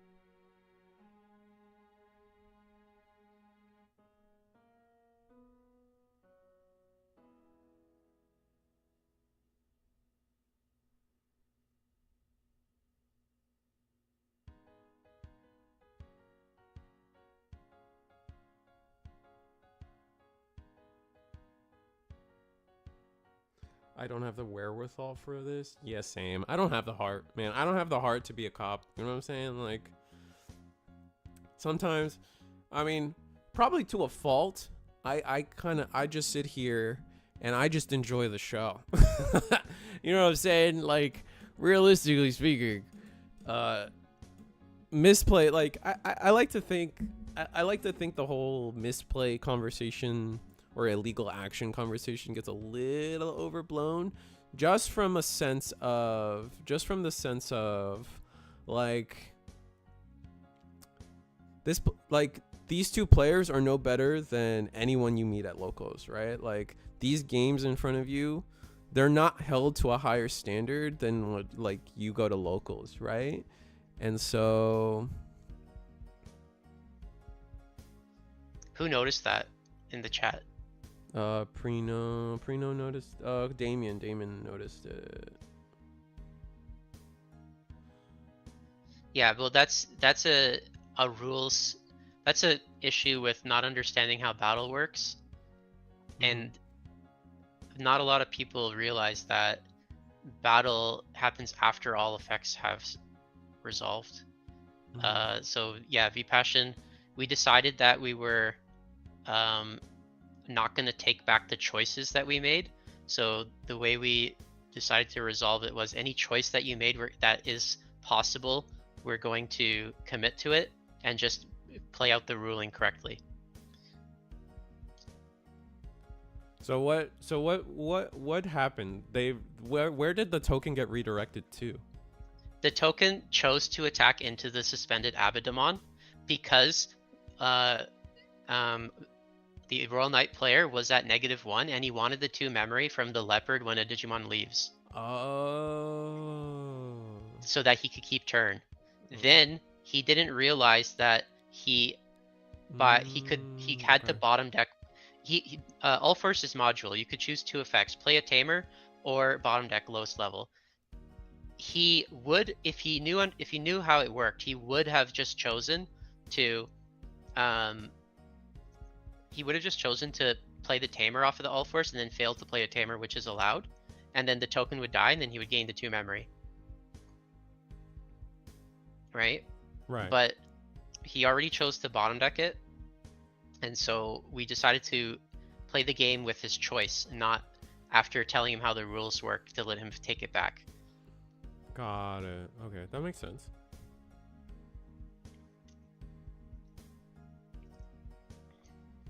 I feel bad, but No, it's good. It's good. okay. I mean, uh, honestly, Vpassion had board. He had the better board, and now he went from making a slight mistake to taking a huge disadvantage. And like Rascal was at a ton of memory, right? So he could have possibly played the game. And now I don't think. No. I think Rascal could have come back from that situation for sure. Yeah. So it's just, I honestly, it's game one. I know Vpassion can win. It's not a feels good moment. It's not. It feels bad, definitely. And he doesn't have the cool boys out, so he doesn't even have the comeback mechanic of, oh, you remove my Digimon, I can play an Omeka and go into the Omni X in my hand. He's got like 1 or 2 cards in his hand. Like, look how thin that hand is. It's like, at this point, just go to the next game. But that's tragic. Yeah, I feel bad. We'll probably give him a time extension though. It took a minute to like rewind everything. Sure, I'll be generous with them at the end then. That's gonna delete the Jessmon. And yeah, it's all out of control now for Royal Knights. We're gonna, yeah, like Royal Knights player, technically, if he didn't have a really strong board there, he didn't even need to play the Omnimon. He could have just waited another turn, or he could have maybe even played Omnimon just to delete the Abadamon. Like, there's a lot of different plays he could have done. He mapped that whole turn out in his head and made the small mistake of choosing to bottom deck, not realizing that it happens before battle. You go into Omnimon X. This is gonna bottom deck one guy, so you get to the other. So yeah, I mean, either one is going to trigger 3 analog use. Yeah. No, bottom deck. Right? They're both level 5 or higher with sources. So now he could tap 3 analogs. Yep. All right. Am I crazy? This is why? This is Omnimon X, right? This is the one that says. Yeah. If you're evoing it on an Omnimon or an X antibody, then you get both effects to Billy and bottom deck. I'm sorry. Oh, I'm so sorry. Yeah. I forgot. I thought it was only if you had an X antibody underneath. So any Omnimon counts. Okay, my mistake.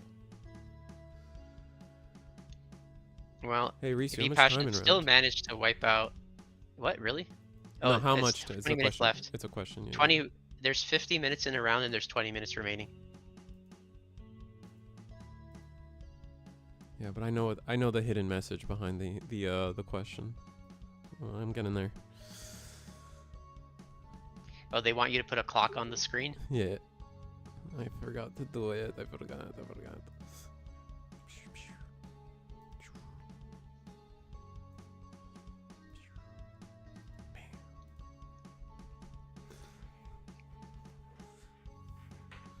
I appreciate the homies looking out every time.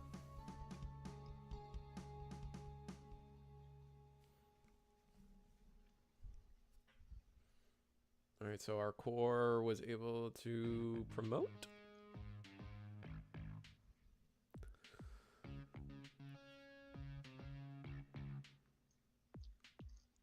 We play and we're just gonna scoop it up. We don't come back from that. We just didn't have the draws, like you said. Like, the draws were just not. I mean, he still managed to figure out the win condition. It's just, like I said, it was the tiny little mistake. But that was, in that case, you just choose with your all force to play a tamer and fail to play a tamer, and then your everything else is practically the same, because you don't have to get rid of the Abaddon. It's, right. And in fact, it's ideal for you to not get rid of the Abaddon. So yeah, it's just I don't know. I hope Vpassion at least wins game 2, because I don't want him to go out on a 0-2 because of that. Yeah.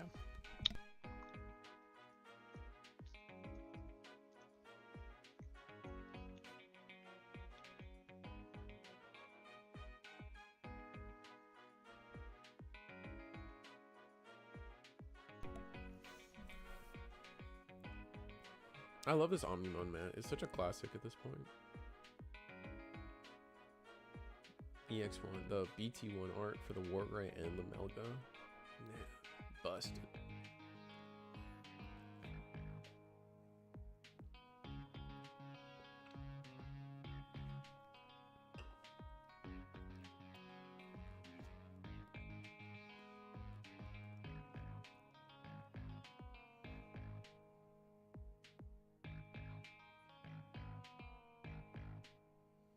Alright, Red Ramon hits the board. Okay. How you feeling about this start? Cool boy. Well, actually getting the card draw is gonna be nice, and a search too. This is a Dynasmon and a Cool Boy, so you get 5 cards to look at. Yeah. And every single one of those is a hit. I don't think you could take Cool Boy though, but yeah, I don't think. You can take Cool Boy. 3 of those are hits. Now you already have 1 Cool Boy. Let's be honest here. Probably didn't need the second one anyways. Yeah, 1's enough usually to just keep their hand full. All right. They will get more in 23 and we will rise up again. Oh, Royal Knights. Oh my god. How do you feel about the current state of ban list coming out and announced? We don't know anything yet. We don't know anything, but like we can guess, right? We can make some fun guesses. Like, you know, right now everyone's brain is the Growloop stuff. And I think the main thing everyone's talking about is like, I'll give you the 3. It's Sakuya, Growloop, and Royal Knights are the big 3, like on everybody's mind. But with the release of 22, you're noticing that like a lot of those decks are taking a back seat to just Omnimon. Right? I don't know. So how do you think that people should, I think less cards should be banned and more cards should be unbanned. That's my mentality on the topic. Fair enough. If Royal Knights is too strong, there's a lot of cards in the game that clap on Royal Knights, and people just don't like to play those cards, like the Floodgates. If I know that there's not a lot of good counterplay to Growls, so I understand that deck needing some sort of leash put on it. What's the other one? Sakuya? What's Sakuya's weakness? Emergency Program Shutdown. It's another card that people just don't want to play, but actually Emergency Program Shutdown sucks because it doesn't have the special rule. It has to be white. You have to have something that's white in play. Otherwise you can't play it. Yep. Exactly. So it's just not a playable card even if you wanted to play it in a lot of decks. I kind of agree with Nighthawk in the chat saying that like in general Digimon has a speed issue. I can agree with that. But I would say Sakuya, I would say all those decks kind of do things a little too fast lately, but my concern right now is that like the ban list might not do anything.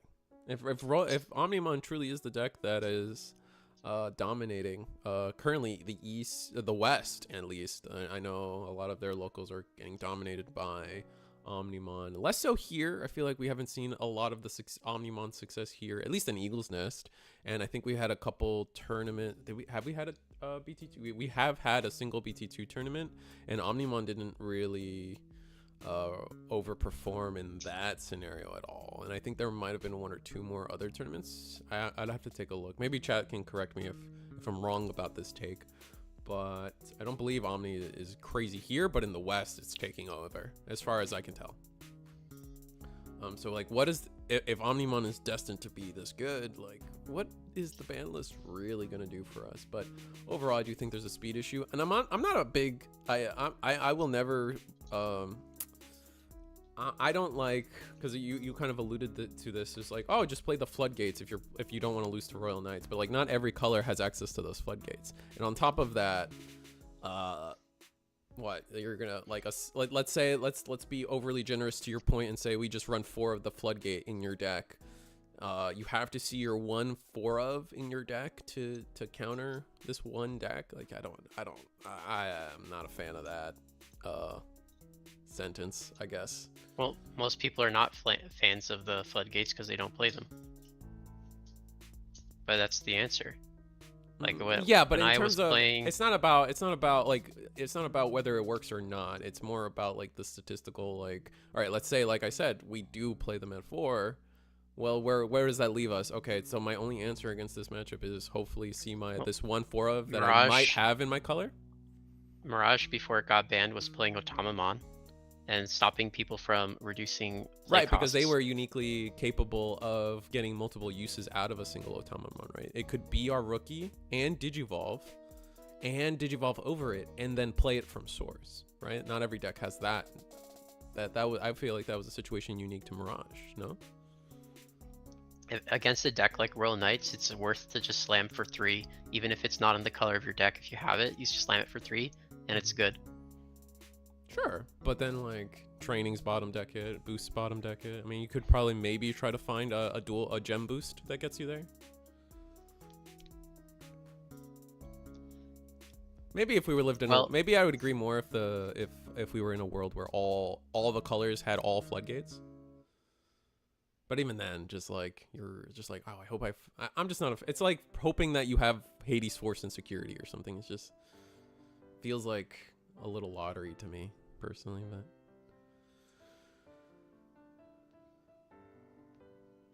but. Not that I say like I said, I don't think Royal Knights might need a hit or not, given the current ban list, but.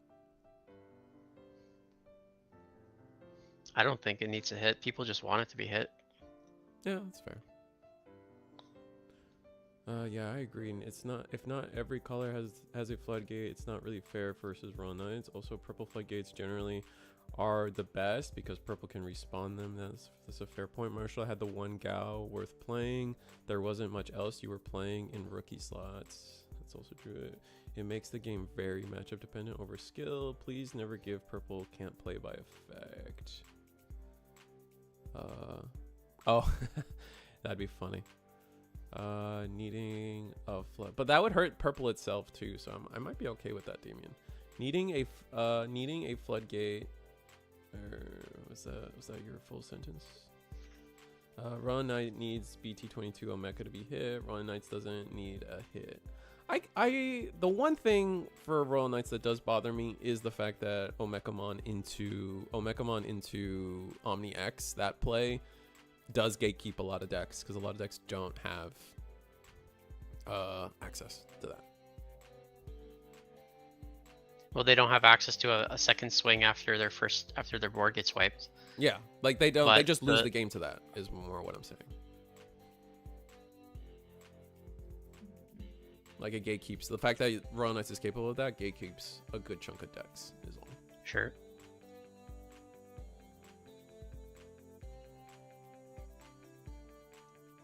And we're gonna bottom deck the. We're gonna go ahead and bottom deck the core or the Abaddon. It's the regular Abaddon. Yep. Not the core. Yeah, I get them backwards.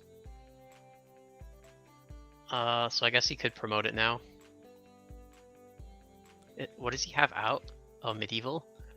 Medieval. We're thinking about attacking with the end of turn if we want to alliance or not. Oh, we're making sure we do alliance properly. So we are playing the Dark Dramon in this list. That's interesting. All right, but now he doesn't have a block. That's true. I mean, we have the token, so that's nice. Oh, okay. Actually, I think having a block would be bad because it's one more unsuspend. Fair. But does the rare let you do unlimited unsuspends, or do you have to keep on adding another rare from your trash? It's like that. You have to keep adding.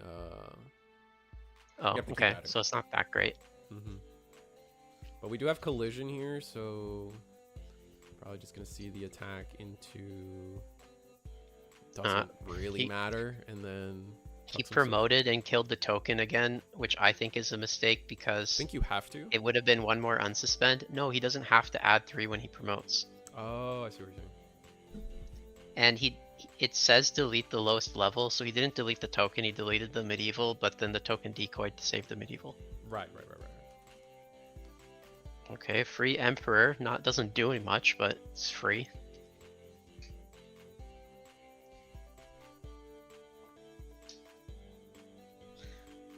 I think you have to. Oh, I guess you get it from the when attacking. I keep forgetting you get it from the when attacking.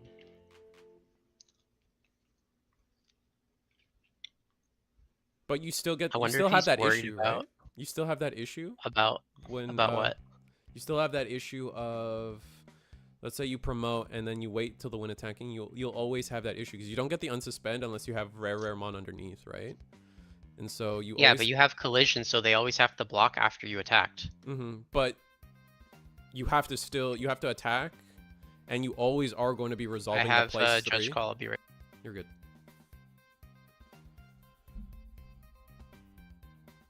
You know what I'm trying to say, chat? If you don't, let's say you promote the core, you don't do the effect of when moving. When you eventually attack with that core, you have to put the 3 on, because what Michael's saying is you can wait and to get more unsuspends, but the way you get the unsuspend is with the rare. So the only way to get rare underneath is to activate that effect. Hence, okay, cool. Thank you, Nighthawk. I appreciate it. That's it. I could shut up now.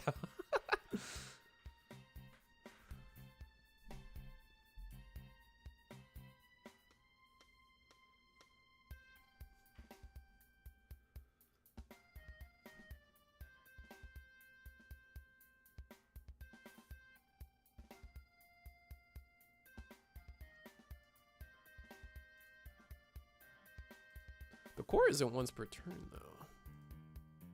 Right? Yeah, it's not once per turn, so you can attack again and get the collision.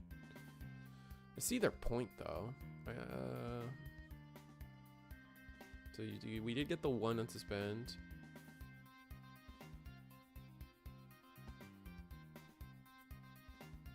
We played the Abato. Do we just go in for 2 more checks? Oh, we have a mecha underneath, though. Yikes. I'm back. Welcome back. So did somebody win? Is this game 3? No, but it looks like we'll have to see what Royal Knights can do. We did clear the board because we did somewhat what you said to do. Is we attacked, we cleared the. It seems like as though we somehow cleared the Omni too. You just have to attack over your bigger. Mm-hmm. And then, did he play any Omekamons off of the Cool Boy? No, we did not. No? Okay, so this is like not really a big deal. Mm-hmm. Right, this should be game. This is like pretty much. Yeah, this is. Yeah, if you're playing out your stuff, opponent has no analog man set up to get the memory steal. Yeah, and he's even got the Oryukin, so as soon as any security is removed, he's gonna gain 3. Mm-hmm. He gets to bottom deck anything he wants. This is over. Get rid of the level 7 with the bottom deck. Delete that with the Oryukin, -15. I think it was actually pretty big. I think it had like 4 Eismon under it, so it's actually at 15, so just big enough to kill. Now he's swinging with Dynasmon. Yeah, the whole I think board is cleared. He, I guess Rascal could just say scoop here. I don't think he's playing anything. Hey, maybe there's something in security. We'll see. Well, I know what his deck is. No, I agree. I think people don't scoop soon enough. Like resolving this search is just kind of wasting the clock, honestly. But hey, maybe that's the plan. I kind of like the fact that Gundam has gone to double losses now at some point.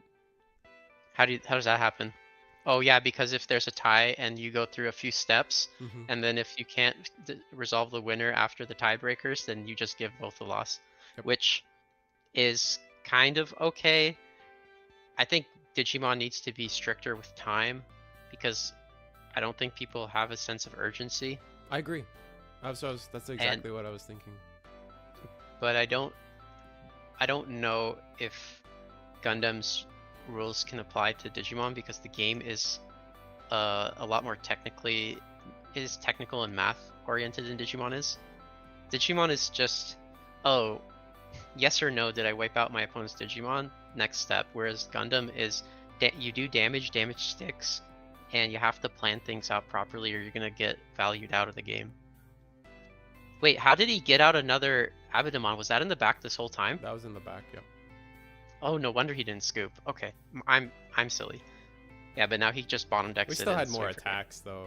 Yeah, Like, okay. it was... Yeah, I guess Rascal was just like No, Vpassion played that right. Like the attacks were perfect every time. Yes. All right, and they only took, how much time do we have left? They only took 15 minutes to play that game. So they might, I gave them a 3-minute extension. So they have 10 minutes total to play their last game. Yeah, which is kind of rough. But we might be giving them a time extension. So it's 3 minute. 3 minutes, okay. Yeah. They still, they still took a really long time to play game 1. That's has nothing to do with the reset. No, for sure. Yeah. I'm just making sure we accounted for that. I was half listening.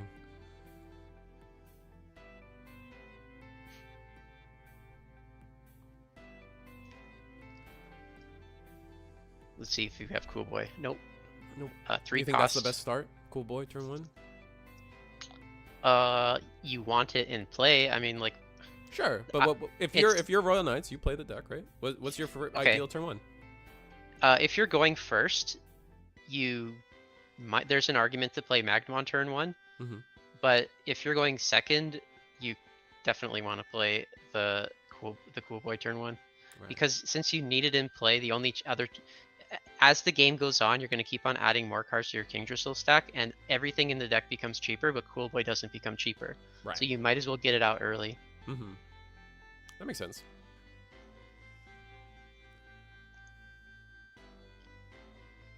Like, if you're scared of Growl X loop OTKing you, spending 4 memory to play the Tamer and not put anything on board could be bad.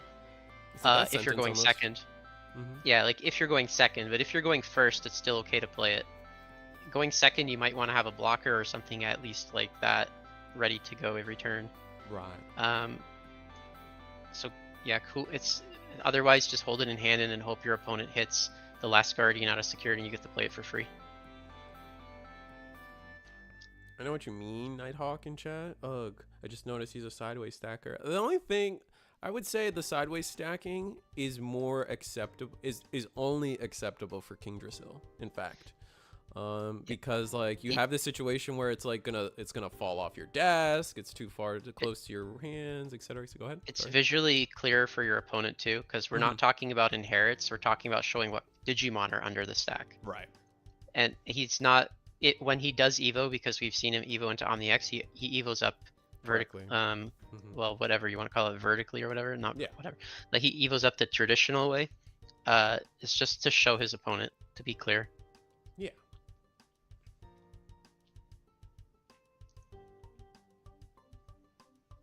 Yeah, that's what I was defending the sideways stacking. We both agree. At least yeah, but sideways stacking for like regular Evo is so awkward. Yeah, no, that's definitely what the was it the sick face, was that little throw uppy face. I'll give that to that. It's overtime. I'm just gonna make an announcement.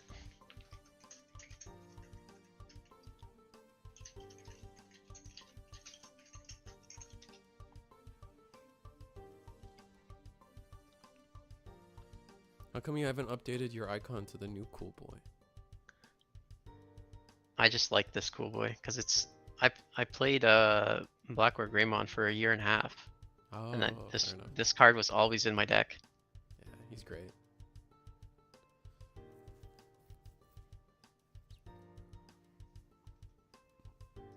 At worst, he's a neg 1 that gains your memory. Insane. And a neg 1, what does that mean? Like you can play him for nothing, right? Like because the search can whiff. So you lose one card. That's what you meant. Yeah. You lose a card. Oh yeah, actually I would, when I played the card, I wouldn't rely on the search card because it's pretty bad in everything except for Alphamon. But it's good. It's a good card. But when training came out, training kind of like pushed this card to the side. It was better. Better for Wargrey specifically too, because you are trying to just get that one blowout stack that really just dominates the game. So that yeah, that's true. Whereas the other you're decks not really building multiple stacks, multiple turns in a row, so you don't need Cool Boy. Yeah, you're right. Dang, the double Jesmon. So like, how do you feel about situations like this? Like you are, like you're taking a look here. Your King Cell stack's not really looking too optimal, right? Double any. I feel like it's always a struggle when you have doubles, right? At And least no he got them purge. tucked. Got it. No, well, at least he got them tucked. But the Mm-hmm. problem is he has to think about a win condition. Right. The core is ready to go. Oh, it is. Yes. So, yeah, that's what I was talking about. No cool boy. Like, what? It's too bad. Yeah, and because like you were saying, because it's so deep into the game now, it's not really worth it to hard play a cool boy. You're just kind of hoping one comes out of security, one maybe Yes. Last Guardian comes out instead. Same thing, equivalently. But if I'm a Battlemon, I probably don't attack until I know I'm gonna clear out the security. True. Yeah, but you can lose multiple Digimon per turn if you don't swing. So I would always swing with the little guys. I wouldn't care about them. Mm-hmm. Actually, what purpose does the Abadamon level 6 serve after you've put the level 7 in the racing? It does have an end of all turns, tuck something to delete something. I think something along those lines. So it's kind of like on the level of having a Death X in play. Yes, for levels. So that's pretty okay. Mm-hmm. If your opponent, like Royal Knights, only has like a few cards that can answer that, and they're all not worth it. Mm-hmm. You also have to, and it's one of those like you put a 6 under, so you can delete 6s. If you put a 5 under, you can delete 5s, etc. Oh, I'd like to know if you had a 6 right now, because that Gallantmon stands no chance. So this is for 3. The Gallantmon's probably gonna just get deleted by. Hopefully 4. he can. I want to see him add oof. Okay, that is decent. That is decent because that's gonna keep him alive. All right, let's play Rascal. Let's go. Go. I think the memory's correct. I think they're debating on the memory, but it does track.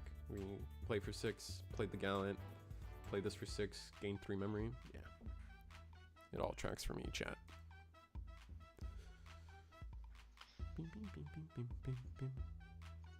Remember, they do have a little bit of extra time. Yes.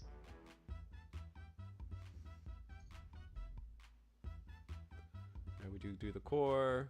No cool boy to activate here, but we kind of don't want. We wouldn't even want to activate cool boy here. I don't. Well, yeah, you're right actually. Oh, Mecha. Oof, okay. He's gonna have 4 cool boys in security because he's seen none of them yet. 2 checks. Oh my god, his security is garbage. What a weak security. Wow. An interesting. I don't think you've been playing this yellow version of Royal Knights.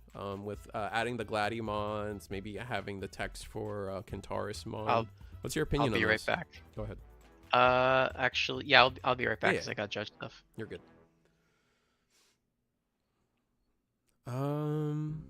Yeah, because Michael, if you guys don't know, Michael is our oftentimes wins our Thursday locals because that's when Michael usually judges tonight on Mondays. I'm back. Oh, welcome back.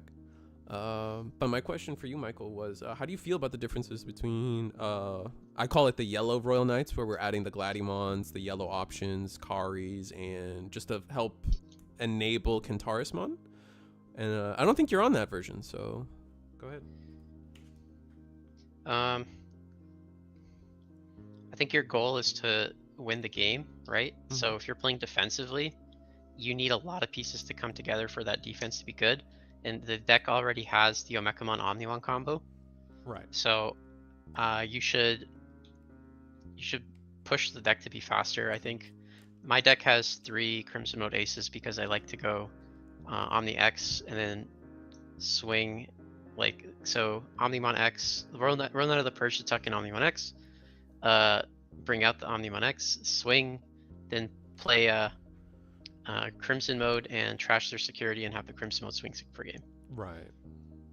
But if you go with Kentauros, it's not bad. It could do 2 checks. Mm-hmm. It's some decks don't care about your security bombs. So now you're saying, well, I hope I'm not playing against a deck that has like progress or something. So I'm not a fan of stacking your security. Interesting. Well, that's fair enough. I get it. I feel like they're not going to finish. They only have 30 seconds. Yeah. We're going to gain a memory off a Cool Boy or Analog Youth. We're attacking with the Jesmon. It's 11k to 11k. Gain 1 memory, gain 3 memory. Turns over. Yep. Going to put that under to delete a 6. We can't tuck a 7 to delete a 7 because the Abaddon strictly mentions 6 or lower cards can be placed underneath.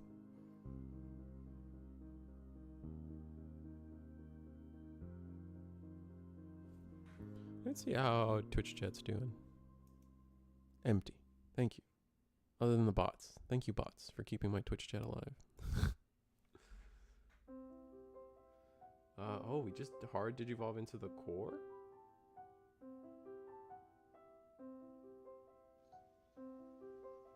They're just discussing if they could have won. Oh, I see what you're saying. So we would have swung. This would have deleted. This would have deleted the, or you can swing 2 checks, 1 more check. Round 3 is up, and then the last check would have been. Oh, Mecha comes out. Did we have the Omni? I don't think he did.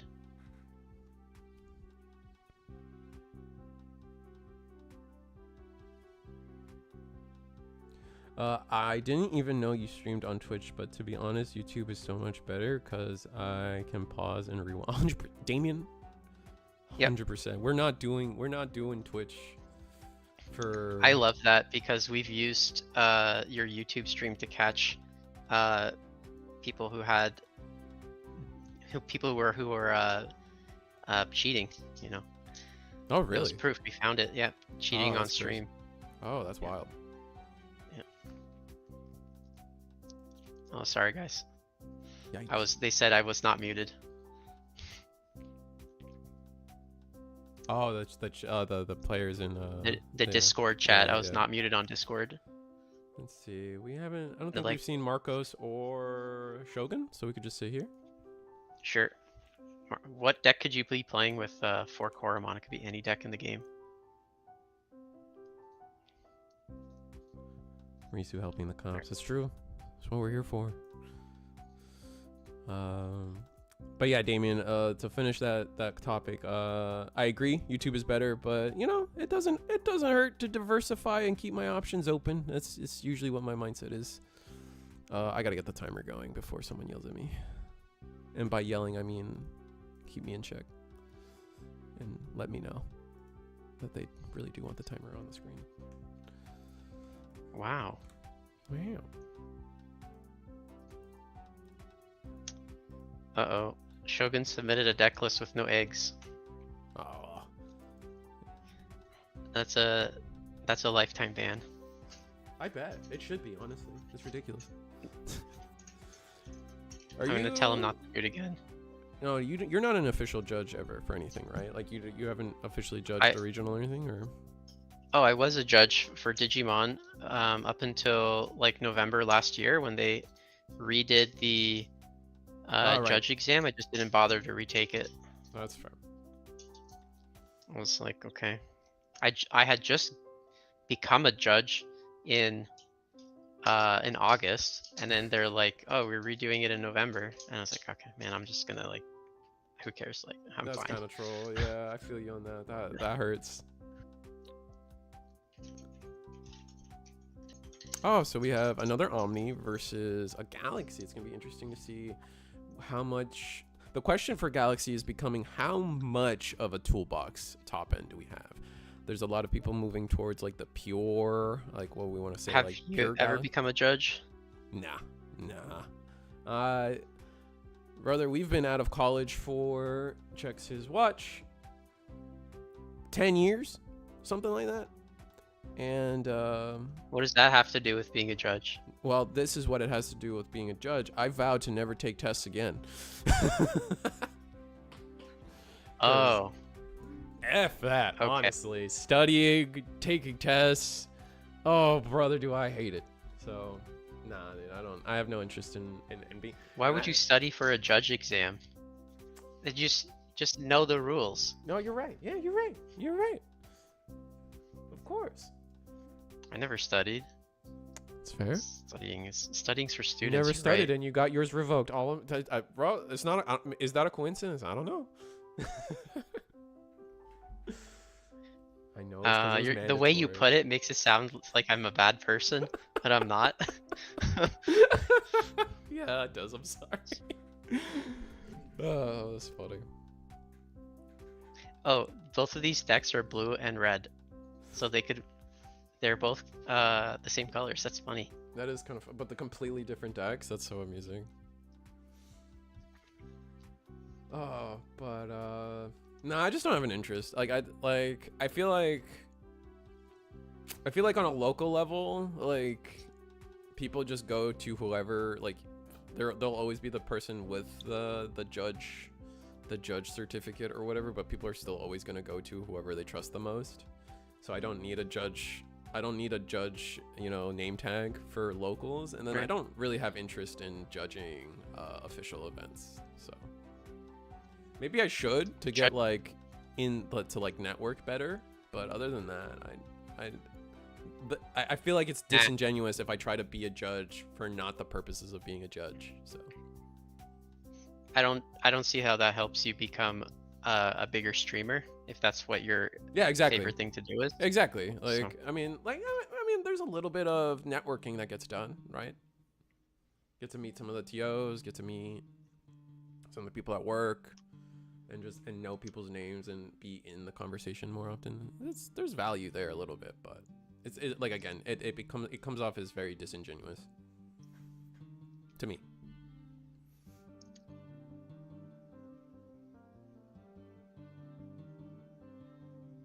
Well, remember round 1, the Omni guy was just not getting out level 6s. This guy's already on an Omnimon. Yeah, and he attacks. Kind of rough. It's gonna be Vroom. And we 2 kept checks. turn? No, we did not keep turn. Okay. Nah, it's way over. It's like 5 memory over. But he did wipe out the stack that Marcos had. Excuse me. Yeah, I wasn't paying too close attention. I don't know if he only had a level 5 or level 6 out, but I know he had at least level 5 out. Alright, he's just going straight up for the search play.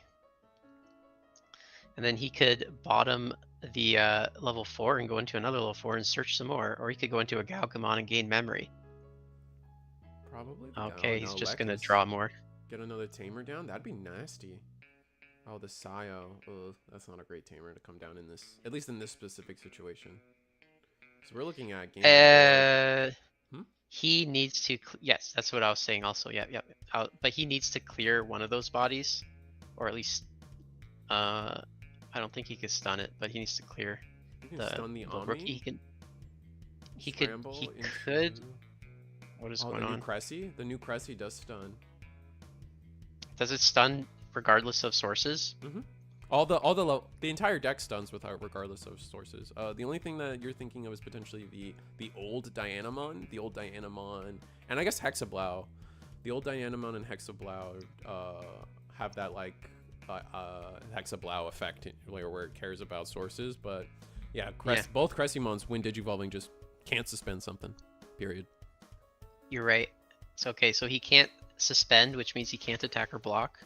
Relevant to not being able to attack, but why not just go into another one? That's possible. We'll have to see. I mean, he's got Nokia cannot play out a Digimon though right now because he's got 2 out. But yeah, he could do it. So how would he do it? He would play out a rookie, and then he would evo the Gabu, and then the Gabu would evo the other Agumon. And then it would end a turn DNA, and he would be like over by like a lot of memory. He would be over by like but he would still clear board and have 2 Omnimons up. Okay, but we attack with Gabu. Call it a day. Okay. Okay, I mean, Yeah, because we don't, with kinda that want, I line, we wanted don't that win the Gundam to stay in game, play. and they're now promoting a rookie Oh with my a god, lot he of had resources. Nokia. Why not play?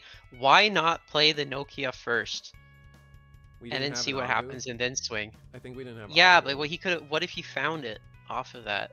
Like, Because then we why? still couldn't play it, right? Why not? It's Nokia. He was white Nokia. Yeah, yeah, but what I'm saying was you're saying... Oh, because it needs to be an Agumon. Okay, Yes. I'm silly. Yeah, yeah. So to do the ping pong.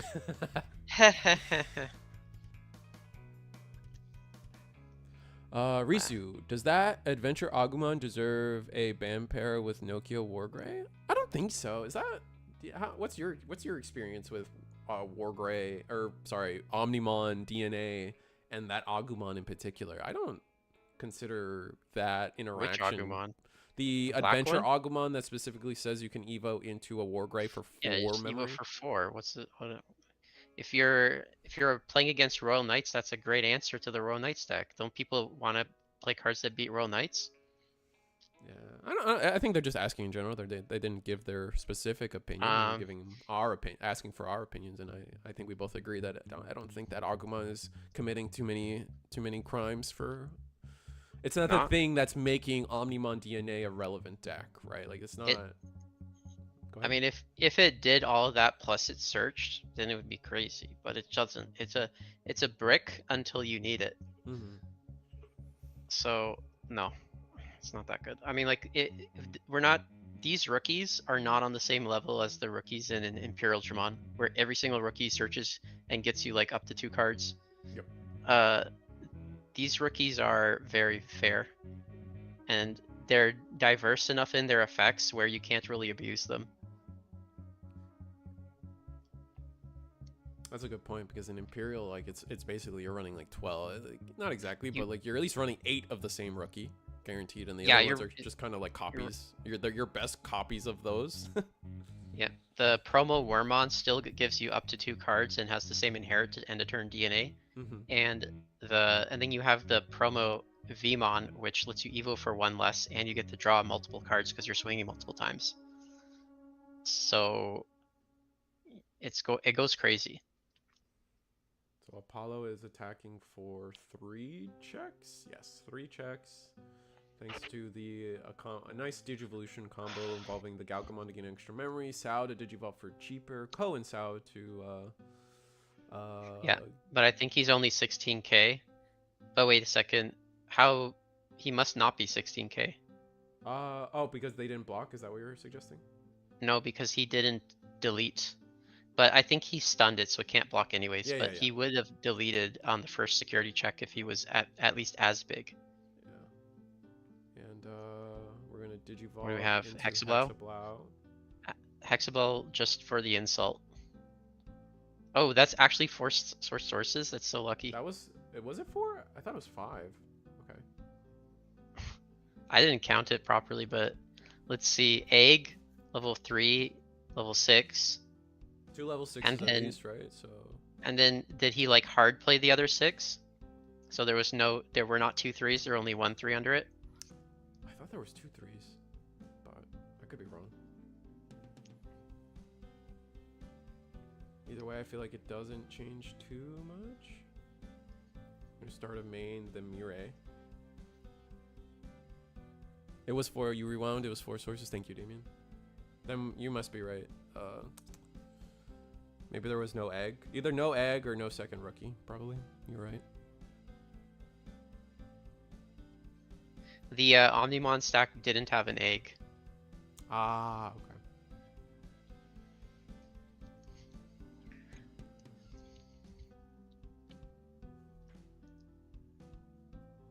I don't know. I feel like okay, it's on play, you can still play the rookie, so that works for Omnimon if he's got cards in hand. Is it on play? Like yes, the on play gets Nokia's, around the... I know it's on play, but does it get around the 1 or more Digimon condition? Or no, no, it doesn't. Okay. No, I forgot about that. But maybe he should have played the white Nokia if he had... Oh wait, could it only play CS Trade Tamers, so he can't play white Nokia? Yeah, unfortunately. Gonna hard play the That is Melga. just to stun something. What do you Right? That is that stun or Apollo? bottom deck? Let me just read. It stuns. It is stun. Yeah, okay. The new one bottom decks, the lowest level. This one just stuns. So we're threatening here. We're threatening ace. We're trying to see if they play around ace or not.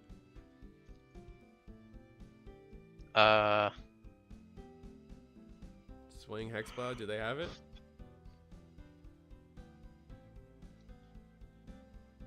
Okay, we do have it. Oh. That's gonna clear both because they're the same level. Yes. Nasty. Absolutely diabolical. Now you gotta figure. I mean, we got 12 memory. Is there a world where Now, we just like Grace Nova this guy? He's got 2 Rush Guillemons in hand, and he just plays them both because there's 20 or more cards in trash. Oh right. And he has 7 memory, so he could go for 3 win. The first one gets blocked, the second one hits for game. That's why you should always play Rush Guillemon on your deck. Don't play Medieval, don't play Death X. Play Rush Guil. True. Imagine Rush Guil was like a $30 uncommon or common because it's so good. Like Rush cards used to cost like 4 or 5 memory. Now it's a 3 cost. That gets played for free. What are we freezing? I guess you freeze the. I would freeze the guy with the sources because it can do up to 3 checks. I think our plan is to remove the ace, so we can. Oh yeah, well that's obvious too. If he's just gonna remove it, you don't need to worry about it. Mirage, that's gonna only bounce the Gabu. Yep. Bye Gabu. He might be going for okay bro. Nothing mattered. He had the Omni X. Everything else was just for show. Going through the motions. Yeah. I was about to ask, like, we didn't gain the Mirage memory. What happened? But I got my answer. We didn't care. Yeah, because Marcos is the type of guy who'll be like, I just have this. Don't worry about it. Don't worry, I beat you. You don't have to try anymore. Yeah, Take it easy. I didn't even go home early. That's gross. Yeah, well, if Omni X gets hit in the ban list, which it could, because that's probably that's a very strong card. It is a very strong card. It ruins a lot of strategies. I agree.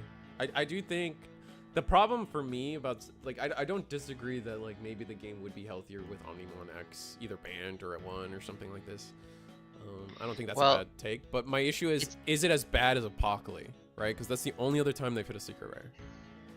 So I'll get to that point about Apocalypse, but go ahead. So hitting the Omni X to 1 is such an uneven ban because the card is used in so many decks.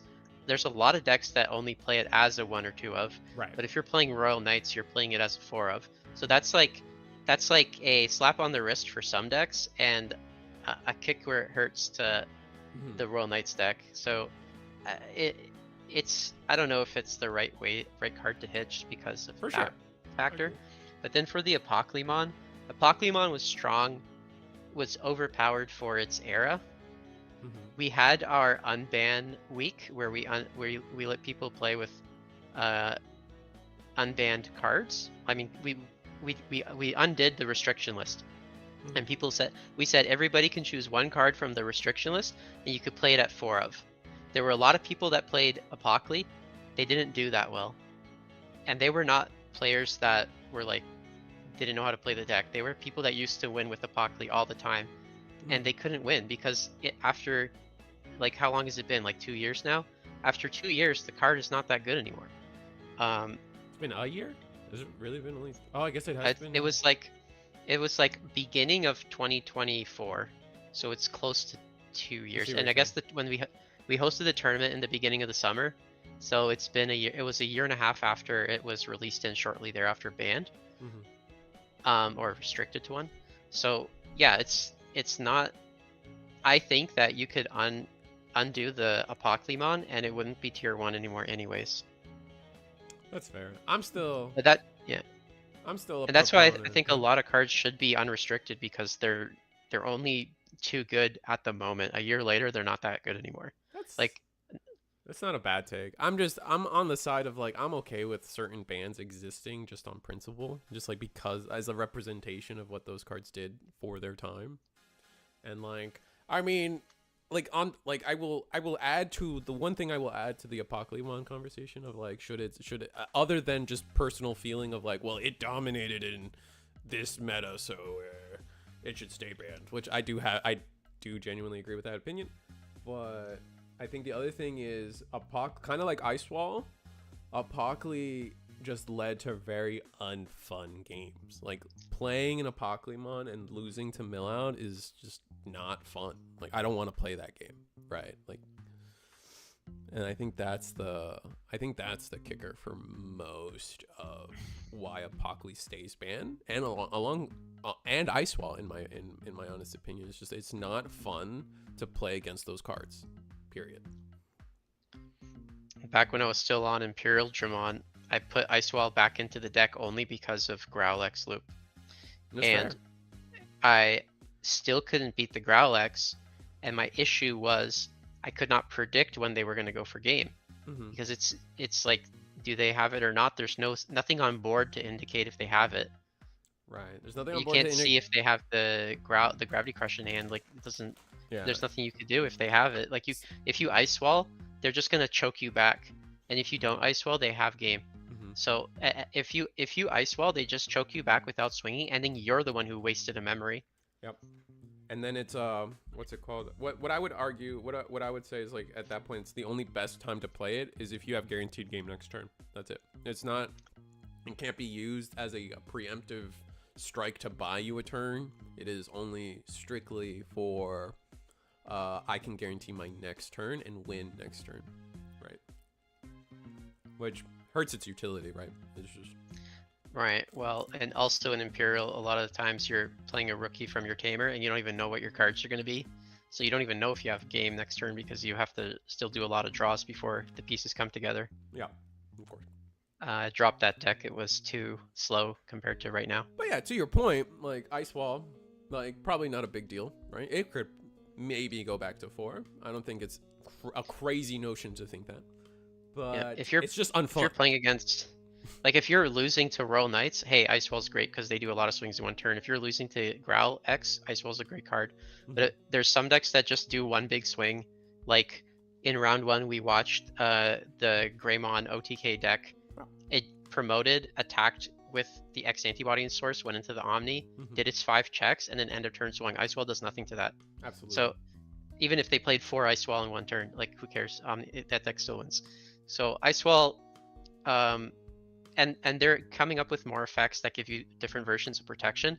Progress is one of them, and there's Digimon that have protection from options. There's Digimon that have protection from Digimon effects. There's Digimon that have protection from all effects. So it's like, okay, some cards are really good against old strategies, but now it's less relevant. Even though they are banned cards, they would be less relevant. I don't think anybody in the unbanned tournament chose to unban Ice Wall. Yeah. One moment. But I still don't think it should come back. That's the TLDR for me, Chad. I don't, like I said, like there are just sometimes there are going to be cards on the ban list due to principle and not necessarily, oh, they're just gonna devastate the meta. Rah.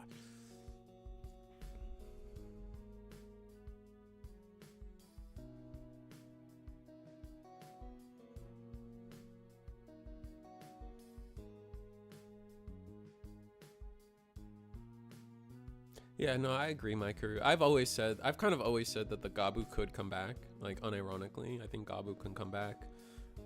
It doesn't like my thing with the Gabu is a little different in the sense that I felt like Gabu got hit because they were trying to just burn Apocalypse to the ground. They did one ban list to try to stop Apocalypse. It wasn't good enough. Like we're talking like that one ban list with they were hitting Gabus left and right. They hit a couple other cards, and like it felt like they hit everything but the like Apocalypse. And then finally they were just like, bah, let's just hit anything that makes this good. And yeah, but I mean Gabu, yeah, like I mean there is an interesting case for Gabu. I don't think it has to come back. It's like I kind of accepted. Like I'm not. If it comes back, great. I feel like Dark Animal Engine might go crazy with that. That's a big question mark in the air. Maybe it goes kind of hard, but it's hard to say. But or at worst case scenario, I feel like Dark Animal Engine plays it at 2 or 3, like as a discard and play off of Cerberus effect, not ever really trying to evo into it.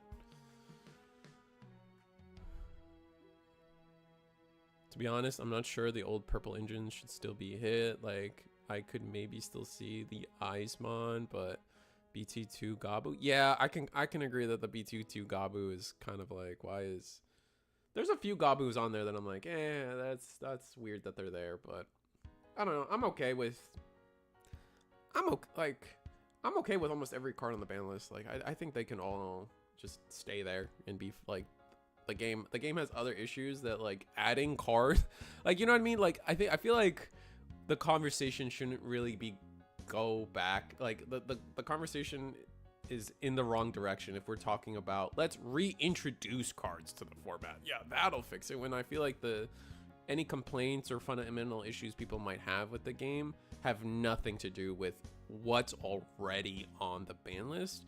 And you can argue they're more systemic, but my case is to be made. Like I feel like the conversation, I feel like we're distracting by when I say distracting, I'm not saying like we shouldn't talk about it. I just say distracting of like in the sense of we are talking about something that isn't the point, or isn't actually. Like, I don't know. You got it's just yapping. We're just yapping, man. For me, for the lack of being able to complete that thought for y'all, at the end of the day, I don't think anything has to come back. I think it's the ban list can stay that way and whatever. It's just, as much as I want that Gabu to come back, as much as I want Lobomon to come back, I don't really think any of those cards coming back really does anything helpful to the meta. Like what is Blue Hybrid coming back, right? Does that really help anything? You know? What's up, bro? What's up, bro?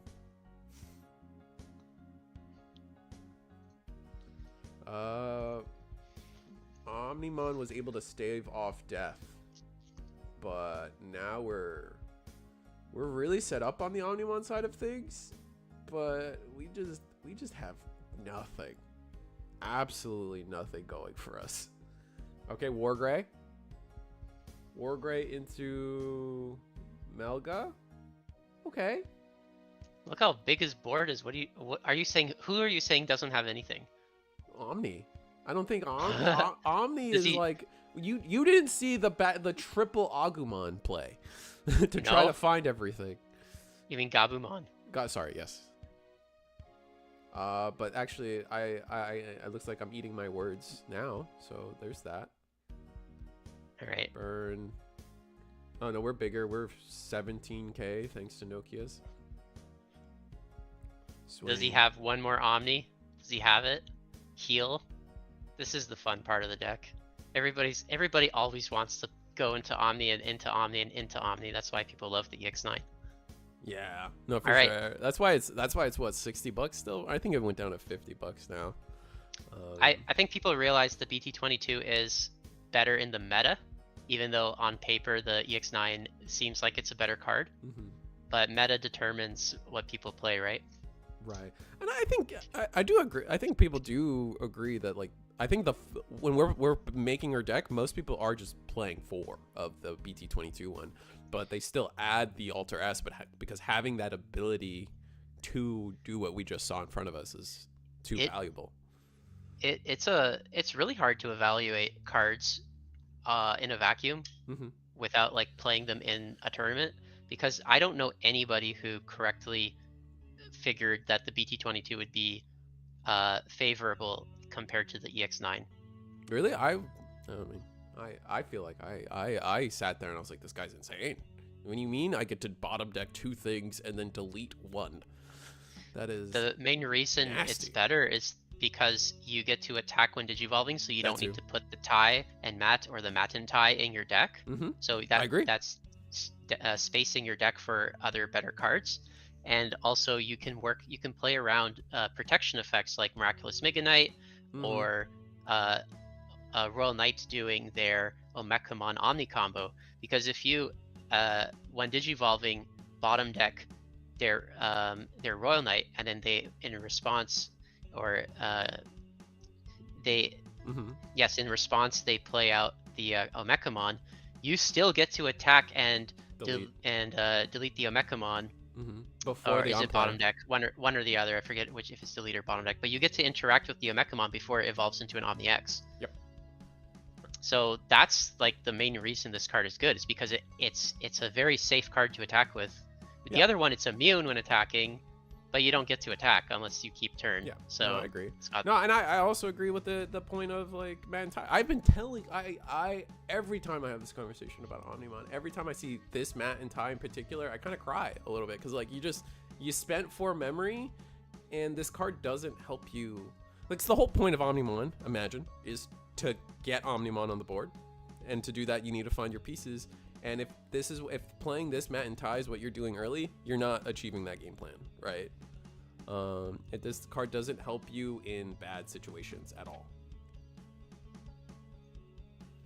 At least that's how I envision this Matt. I infinitely prefer the Adventure Matt and Ty in Omnimon. Is this Matt and Ty the one that just came out in the last EX set? EX9? Or is it the a Adventure different one? This is not this one on board. This one on board is the original BT17 one. Yeah. Yeah. Oh yeah, because the EX9 one is it's okay. I actually like it. I prefer it. Like, so when I think of cards, I think about them in their worst, at their floor, right? Like, how good is this card when things are bad?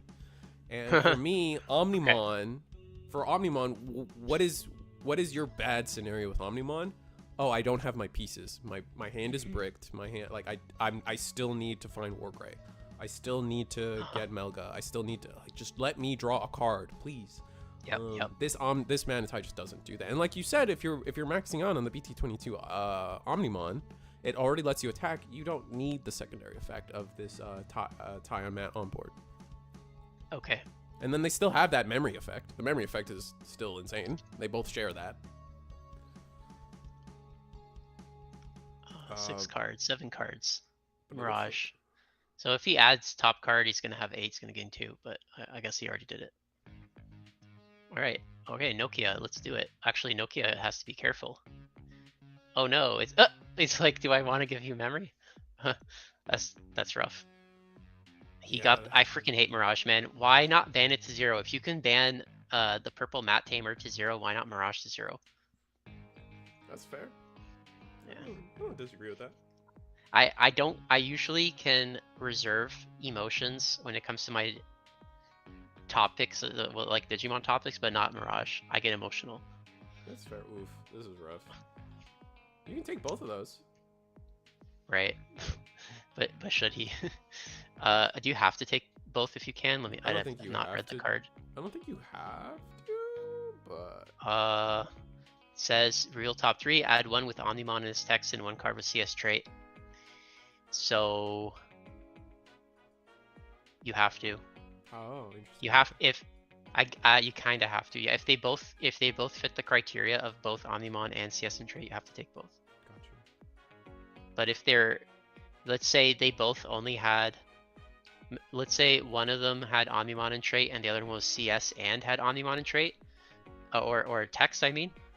You could take the CS that has Omnimon and text and then fail to take the other card because it doesn't have CS. Yeah. But I don't know. I don't know what the cards were that he revealed. It was double Melga, CS Melga, so you were cooked. So he had to take both.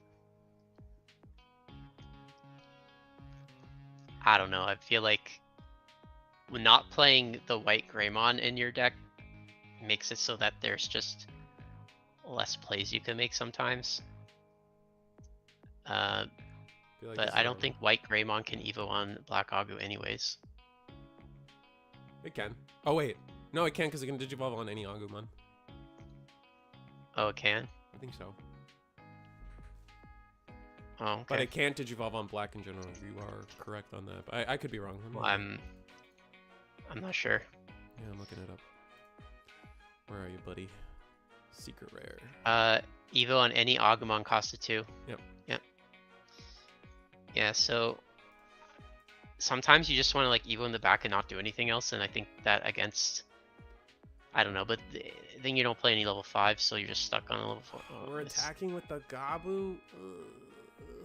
Yeah, it's GG. It's GG. This is an all turns. This is a nutso effect.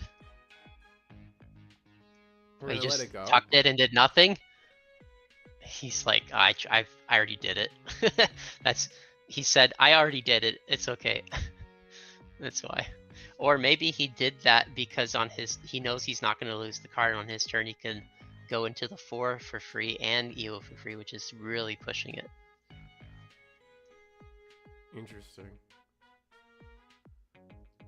Dude, just have the card. Do we just not have have it? Omni? I think we just don't have Omni. That's so If you don't have Omni, you still Evo to see if you can top deck it. Because it's 2 draws. Well, maybe we're missing Wargrey? I don't care I don't care what he's missing. Well, he already drew for the core. Why would you attack again? And then, yeah, if he probably doesn't have the 6s if he attacked with that. Yeah. Well, we know we have Melga. Right, because that's... Yeah, so what... I don't know. I would have just tried to top deck things, because you know you're dead next turn. Oof. Oof. Yeah, you're probably dead this turn. I mean, all he has to do is go into an Apollo, and then everything else is just going to chip for game. And we know he plays Omni X2, so he doesn't even need an Apollo. He just goes attack, attack, attack, and then Omni X for game. But this is kind of like, it's funny that we were just talking about this in the tie-in mat. It's like, you look at this game and you look at why you lost, right? You look at why you lost. I don't know why he lost. He Well, lost because he got unlucky. He got unlucky. Right, he got unlucky. What was the unlucky? We didn't find Wargrey in time.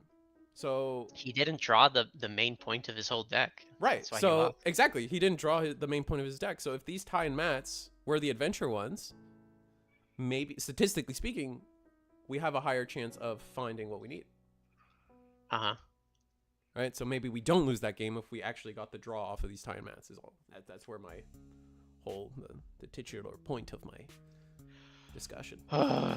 Why would they make a Galgamon, a Nightclaw, and then put Mirage in this deck? Why would they do that to us? It's not fair. No, this 2-card combo is disgusting. Oftentimes when people ask me like, how do you hit Galaxy, and I always said it was this Galgamon. I think this Galgamon is wild for a level. They over budget force a lot, and this is one of them, in my opinion. I mean, they keep on making the deck better because they want people to play the level 7, but people stop. They try it and they're like, nah, I'll just go back to toolbox. It's better. Mm-hmm.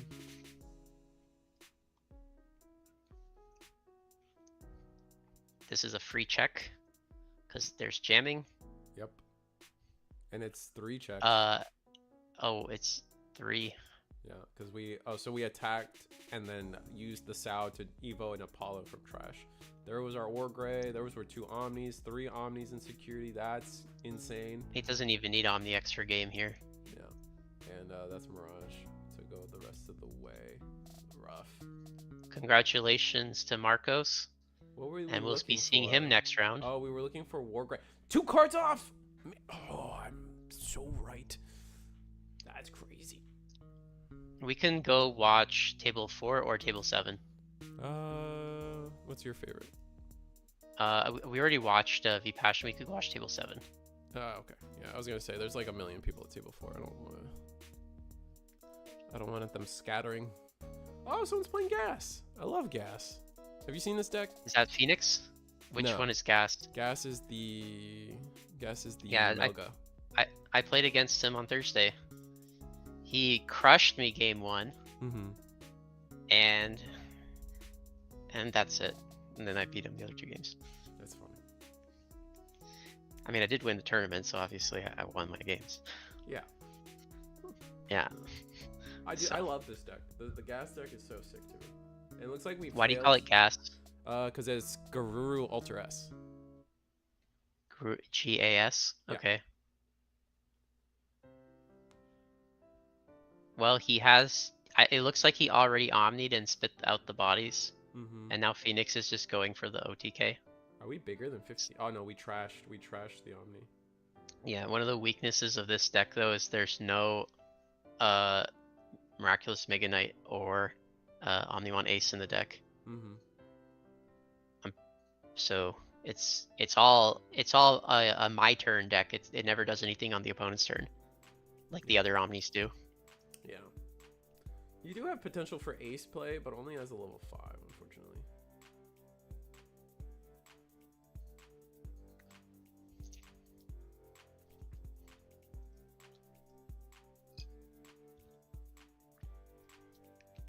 He spit out the wrong Guru. I mean, I don't want to say he spit out the wrong... Like, yes, he used the end of attack to play the Melga.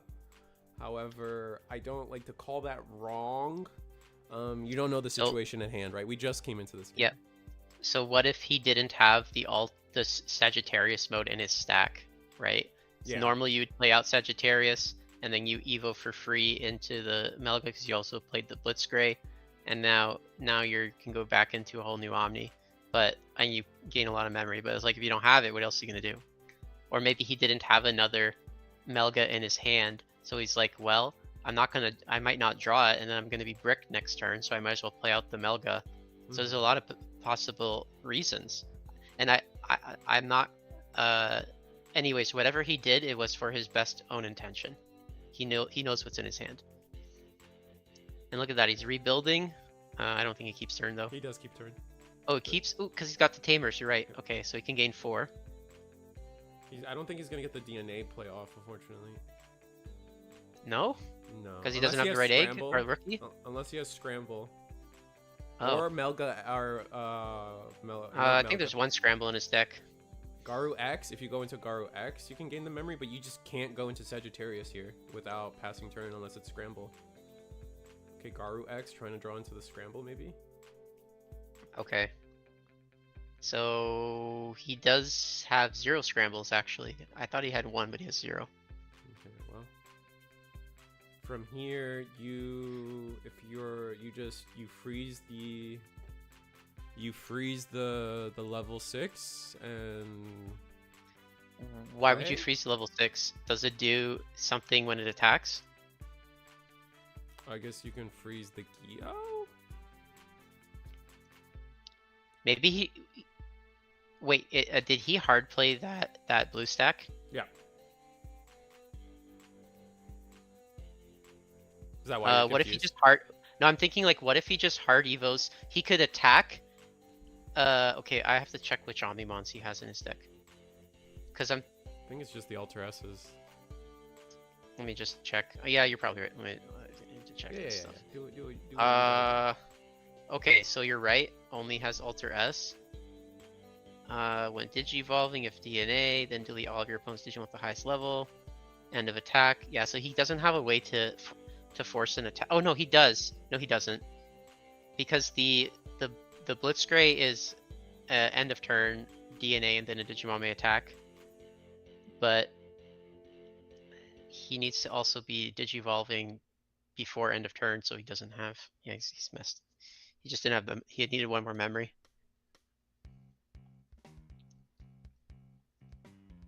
I mean, all this guy has to do is swing twice and he wins. What is this deck gonna do? The Blitzgray has blocker. Has blocker? Mm-hmm. Okay, shoot. Okay, I didn't know. So the Blitzgray has blocker. In that case, and funny enough, we have our Courage United here on the board. So if we lose either of these stacks, we can hard play a Sagittarius. Oh, you're an expert at this deck. These are some good techs you're coming up with on the spot. Also, just to be annoying, Sagittarius is black, so you can ace Blitzgray on top of it. Oh, yeah, I knew that. I knew that. Because I was testing this deck with Marshmallow, and that's one of the strengths of it. But we don't like it because you give up your Melga stack when the whole point is to hard play. Yeah, it's in this like close quarters where we're down to the last security and stuff, it matters. But for the most part, I agree with you. The Evo line, like doing all these Evos to go into an Omni, it's fine because you get more card draw, you see more cards in your deck, but it's also more expensive and you need all the cards in the right order. So it's actually you might think it's easier, but it's not. This is less consistent and harder to go into Omni than just the play 3s and 6s and 7s version of the deck. All right, that's I thought he wasn't going to use it. Nah, well you're supposed to use the option before the Digimon is removed, so he kind of tricked me. Oh, I see what you're saying. Yeah, but he's whatever. I'm not going to call that out.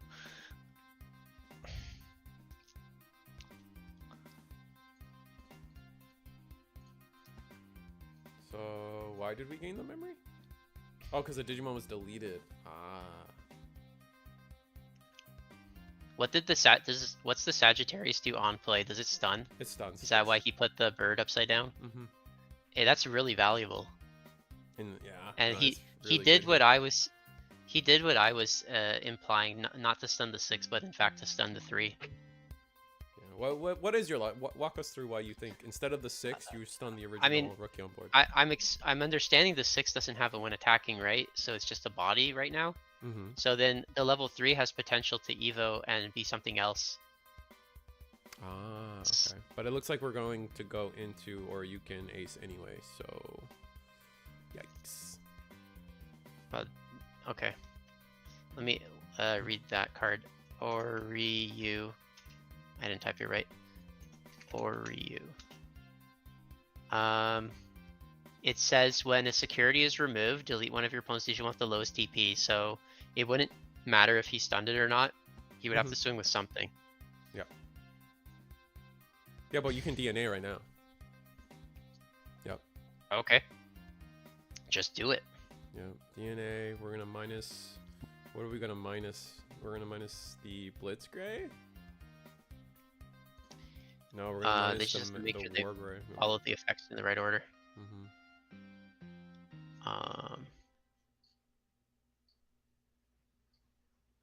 So yeah, minus 15 first, then trash, and then recover.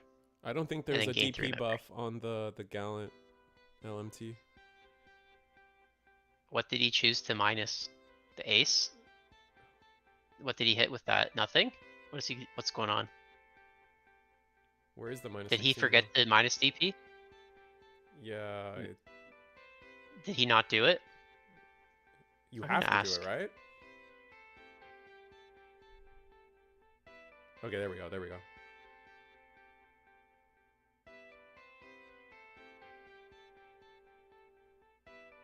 I mean, here, you just hope you have another promo Gallant. Either promo Gallant, Secret Rare Gallant. I mean, to be fair, the Birds deck does only run like 1 or 2. So this could have been our only Gallantmon. Hey, Risu, you want to know something funny? What? He couldn't recover because he doesn't have a deck.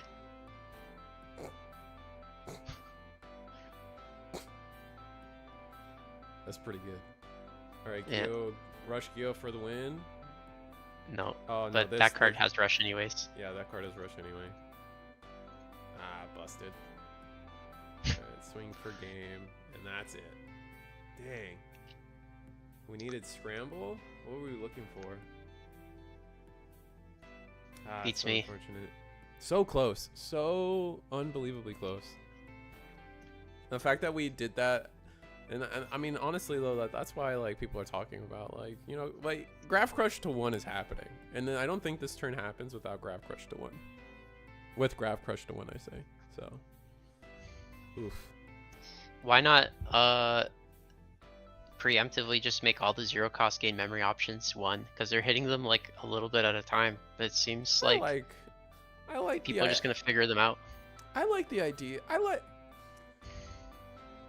How do I word this? I'm okay with the idea of letting the players play and break the card before banning it. Like, I'm not a fan of the preemptive ban. Like, I feel like that doesn't make sense, personally. Like, when they use the justification for hitting the, like, everyone's justification for, like, Lobomon getting hit was like, well, maybe they have something planned in a year. Maybe a card coming out in a year is going to break this card. I'm like... So what, we don't get to play with this card for a year because... So I don't get to play my deck for a year because in a year... in 12 months time, it's gonna be broken then. Like, you know what I mean? Like, I don't like the whole preemptive thing. Like, let the players figure out how to break it and give us a reason to ban it. Don't just ban it with like pixie dust in the air and hoping. Risu confirmed once Zafaga abusing Tropical Venom at 4. Hell yeah. Like, I want to see the success of that deck before we do something about it. Like, I always lean towards, at least if I'm like think of it in terms of like community management. There is a logic out there for like you before you make a change, like you should there should always be this sense of like your players want that change. And it just kind of goes into the game designy kind of logic, but like put your players in a situation where they're essentially begging for the change. Like right now, we're begging for Graph Crush to win, so do it. It's an easy win. The finals. This is the last round. There's only 2 undefeateds. Okay, sick.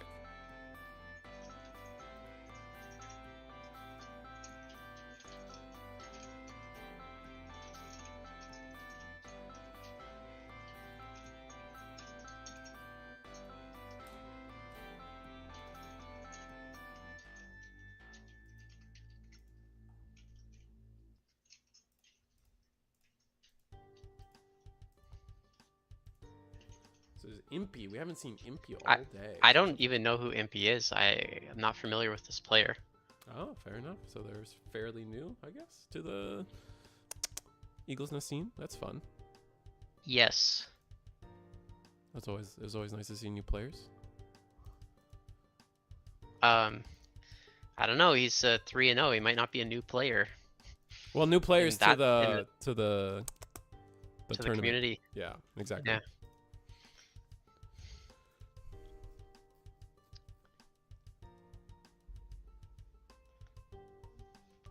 Quake drop is his, so Impy. Well, we'll see if he can beat Marcos, one of the best players in all of South America. Right. I mean, the playmat proves it, right? That playmat is exclusive to topping. He got second place in his nationals. Right. Which means. And then. Did they get 2 representatives to go, or just 1? They got 1. He didn't get to go to Japan. Ah. That's sad. The whole of South America gets 1 player. Yeah. And they love Digimon there. Like. Oh, 100%, dude. They're crazy. They're crazy for anime and stuff in general. It's not. I hope next year they make it a minute. Like they should. I feel like they should at least have 3 from every region, but. Not to have 2 and only to have 1. It feels like they're saying, oh, Digimon is just a budget game. We don't care about them. I don't want to say mean things, but I don't understand the reason for that. No, I generally agree. And then I'll add to your point of like, imagine being, we'll say South American representative. You speak, I don't know, Spanish, Portuguese. You speak Portuguese. You don't speak. I guess you kind of have to speak some English when you play this card game. But to go all the way to Japan, they don't have somebody to like be on their team. You know what I mean? Yeah, like, they don't have a friend. Yeah, exactly. Like they do speak English for the most part. Yeah, because the cards are in English. No, and that's imagine the struggle of playing a card game where you have to memorize every card. I mean, a lot of players already do that, so nobody's sweating here. but it's really tough if you're a brand new player. Yeah, for sure. No, I think even for just the sake of each of our regions being able to go to Japan with a friend of some kind, right? Because I feel like everybody, at least in Digimon, everyone's kind of competitively friendly for the most part. Like, Momin must be great friends with Onion, for example, to bring it back to last year's finals, right? And the bonding there they must have had, right? Like, not being able to translate that experience yourself is kind of sad. Is that the same Onion who's played here at Eagles many times? I think so. Or is it a different person? Wait, no. Okay. I think someone told me no, that's not true. I don't know. We're gonna go with I don't know before I say anything else. Oh, okay. I want to say yes though.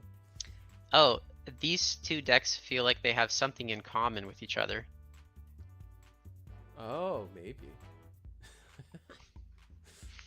I think it's that they both start their game with 5 security. That must be the similarity. Yeah. That's got to be it. They're also playing Well, Bandai official playmats. Those are fun.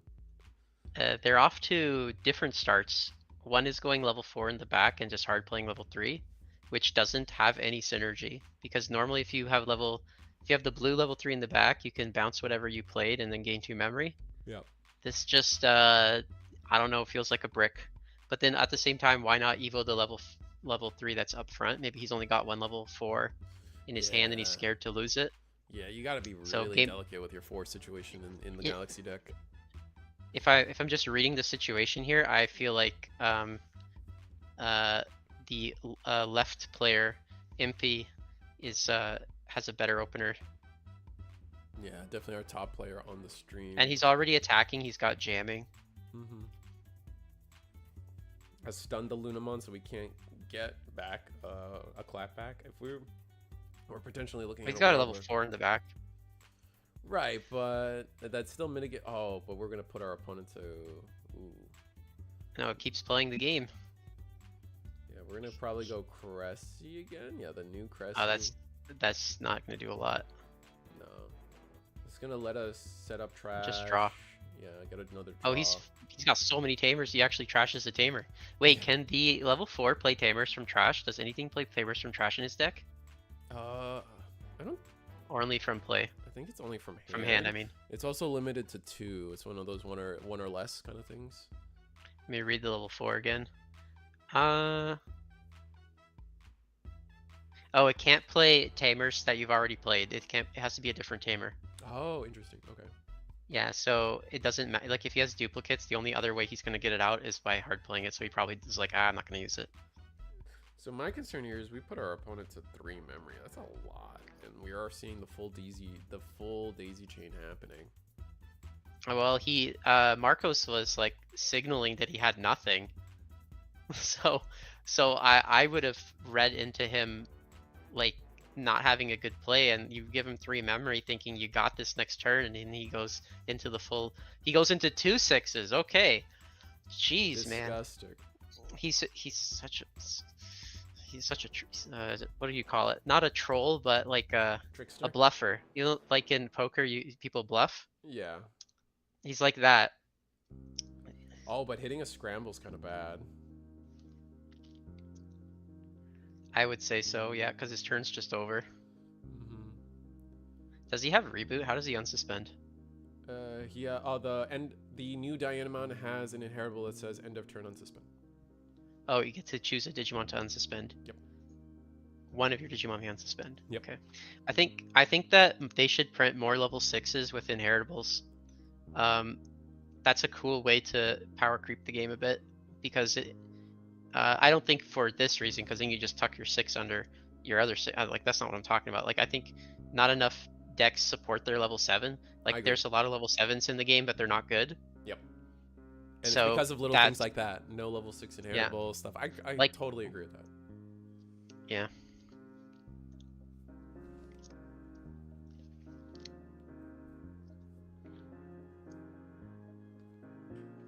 Alright, he just, oh, actually, he did have a level 4 out here, but... And he does have memory boost still in play, right? We have so he memory could boost go in all the way into a play. 6. We have the full effect of Ko and Sao to potentially trigger here. Gain 2 memory. Yeah, this deck is wild with memory. Yeah, we could potentially... There's 2 ways to go about this next turn here. Potentially you go Ko and Sao right now to cheat into a level 5 for free. And then that gives you a lot of play to do something there. There's 2 ways to beat Galaxy. Hope your opponent bricks, or hope they don't know what they're doing. Yeah, that's fair.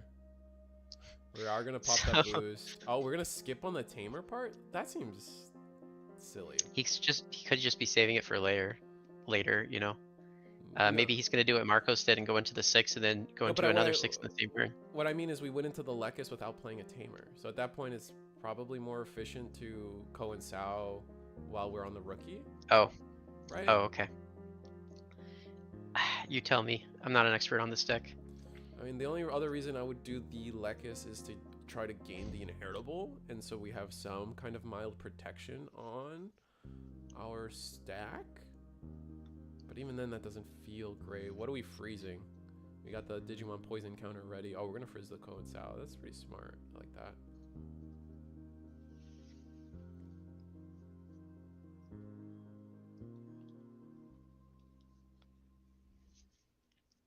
All right, now we are going to activate Ko and Sao.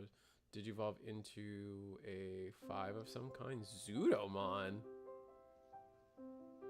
That's gonna strip. That's gonna just bounce. Okay, that's just gonna bounce the 1 card to hand. Interesting. No stripping because we don't have any tamer colors. Is that an ace? Kind of. Is that the Zudo ace? What is that? That's the Adventure Zudomon. It's when digivolving for every 2 colors of tamer, strip a source, and then bounce a Digimon with 1 source or less. That's weird. Why would he play that? Yeah, and then going into Mirage doesn't feel. Oh, but going to the Mirage keeps turn. Fair enough. All right, never mind. I'll shut my mouth. I guess he's playing 3 colors of tamer, so he could do it once. Yeah. I feel like it's like a flex spot, and he's like, oh, I just want to test this out. Yeah, I don't know. That's a good. Does the Alliance Inherit work with anything? Yes, the Alliance Inheritable is what you said. That could be the reason then. Then we attack. It's only 1k, so we give our opponent. We didn't give him a scramble or anything, and the Ko and Sao can't rest, so we give them 6 memory. Let's see if Marcos can find his way out of this. 4, 8, and versus 3. Yep. So both decks play an identical ratio of 5s, but Marcos is on. The only difference is Marcos is on 4 of the EX5 Crestmon, and Impy is playing 1 less of those to fit in the Zudomon. So I feel like it's a card where he's just testing it. Ah, I see. Yeah, that's fair. We hard play a Ko and Sao to digivolve into Cressy. That's gonna freeze the Omni, but we already know that freezing the Omni is not a big deal. Hexplow. Strip the top 4 sources. This is gonna matter what he chooses. Oh, I thought it was. You want to get anything. Anything. You useful. don't need to strip the protection because you have to strip 2 of the same level to use the protection. So if you just strip everything else and don't leave 2 of the same level, it'll never matter. Well, it's also trait locked. Yeah. Oh, okay. Then you don't need to strip the protection at all. I think the other logic you could have gone with is strip all the red cards and leave things like the Mirage underneath so we can't scramble it back. Well, he did do that, Yeah. but yeah. It looks like we are going to activate Scramble at the start of turn, get the Gauga at the top of our deck, and let's begin our turn at the ever wonderful 5 memory thanks to Corona. That Hexabell feels like a bad play here. Not because I think he doesn't know what he's doing, but obviously that's the best play he's got. But it didn't do enough. I don't think it did enough either, yeah. Yeah. It's only 3 sources as well. Like, this Corona can easily go all the way up, especially since we gave our opponent the 5 memory. Here's Gao. Maybe even the Gao should have been left underneath the stack here. I would have left the Mirage and the Omni, or the Gauga underneath, just because we really don't want. Oh, I guess there was 2, and it doesn't matter. Never mind. There was 2 anyway. Maybe I feel like Marcos has a game plan to win if he can keep that Hexablow alive, because the Mirage, I mean the Omni cannot raid over it at least, because of Ice Clad. Yeah, but you can still end up to attack. So as long as you find a way to get 2 checks, you're good. Yeah, but I'm saying like Marcos just wants his level 6 to live, so that he can, because he's got level 7s in his deck too. And if he can get to his own level 7, then he might be able to do something and win too.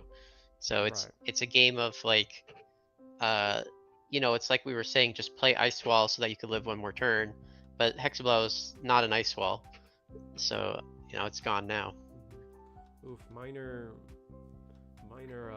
and we're just gonna scoop it up there. Yeah, we have the full checks, and we're moving on.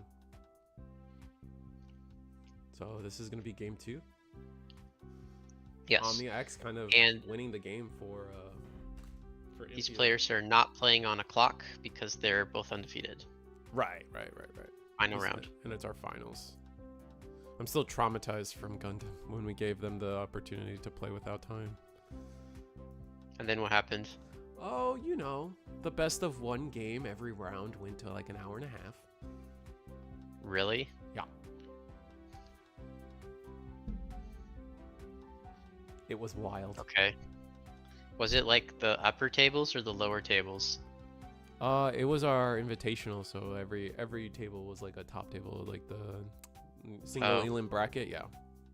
Yeah, well, like I was saying a lot earlier today, it's a technical game. There's a lot of math, so if you can get the math perfect, you're probably gonna win. Mm-hmm. And you could do better. You can work things out better if you take your time more. Where in Digimon, it's more of a game of just understanding interactions. If you know the interaction, you just blitz through the game. If you don't know the interaction, you have to read the cards. But it's not really a math game. Yeah.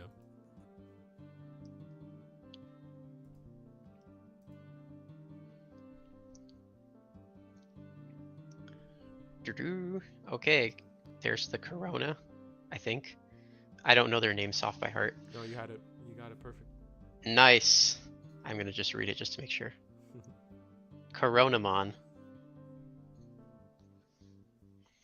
All right, and Wisteria. We have a Tamer. Actually, the Tamer early play worked really well for MP last game. Yep. So I think that this is more so in Marcos's favor right now. Absolutely. He doesn't get the advantage of triggering its play, but okay. You know, MP could always go for a free Tamer off of a level 4. Okay, no free search. tamer. We're gonna get the double search, so we do get only 1 hit from this, and 2 6s to the bottom. 2 really important ones, like the Mirage. One of them was a Mirage, right? Yeah. Yeah. So good riddance. We don't need that card in the game. And Hexabell, it's so funny. Yeah, that's tough. I like to see the underdog do well. So as long as you're down a game, I want it to go back to a 1-1. That's fair. So now then, when they're both up to a 1-1 and it's the finals, then I'll be more neutral, unbiased. But right now I'm cheering for Marcos. Oh, for sure. I respect that. I think everybody loves seeing game 3. No one wants to get blown out.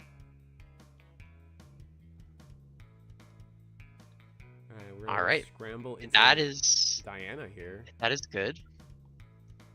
Or most is it likely into a Hexblow? Any blue? Eh? Oh, it was level 4. It was level 4. It evolved to level 5. It was not a level 5 already. That's my problem with the new level. With the new Nightclaw Digimon, I don't know what level they are. They'll by the artwork. Did we just empty Scramble? I'm still so confused by that Scramble. He can't Evo for 1 because you need a certain number of sources to do it. Did we not have so that? I thought we did.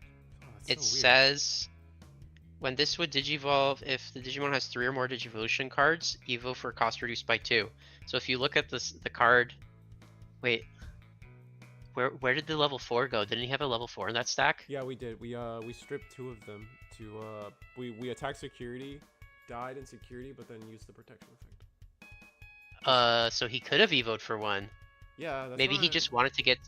That's okay. Okay, so technically, if you want the scramble in play, you could either evo for 1 and then pay 2 later to get the scramble out, which is a total of 3, or you could just evo with the scramble for 2. So he wanted what we're seeing here is that it's not that he evoed and made his evo cost more, it's that he played the scramble for less than he would have otherwise played it, because he was prioritizing getting the scramble into play, not evoing for less.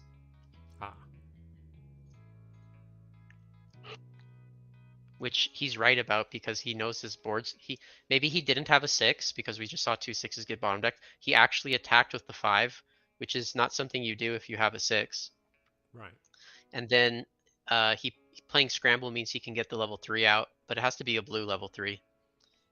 But I guess he has it in his trash. I'm just not able to see from here. No, he doesn't. So he can't even play anything with the scramble. He just puts a blue card on top of his deck. Okay. But Marcos did not let him take advantage of the scramble, and he just left his Digimon alive. Yeah, but I mean, we could have brought back this Hexblow and chose not to. Also, yeah, Well, even if he uses Hexablow, 1, 2, 3, 4, 5, 6 sources, so it's not going to be a powerful card. Yeah, we're not going to be able to bottom deck a Tamer. I think Marcos read the situation perfectly, and he just acted appropriately based on that. And use Coronamon to gain He 2 boosted armor. first and then consumed the boost. He's gonna evo for free or reduce by 1, gain 1 back, I guess. Does this evo, is this evo for free or reduced by 1? Reduced by 1, but we've been moving the memory correctly. So we were at 1 memory. We boost to. So we were at 1 memory. We boost to 3, and then we Coronamon to go to 5, and then we reduced the evo cost of Galgamon by 1 thanks to the Sunmon. And then the Galgamon was going to gain us the 1 memory anyway, so we just went to 5 and didn't move it. Got it.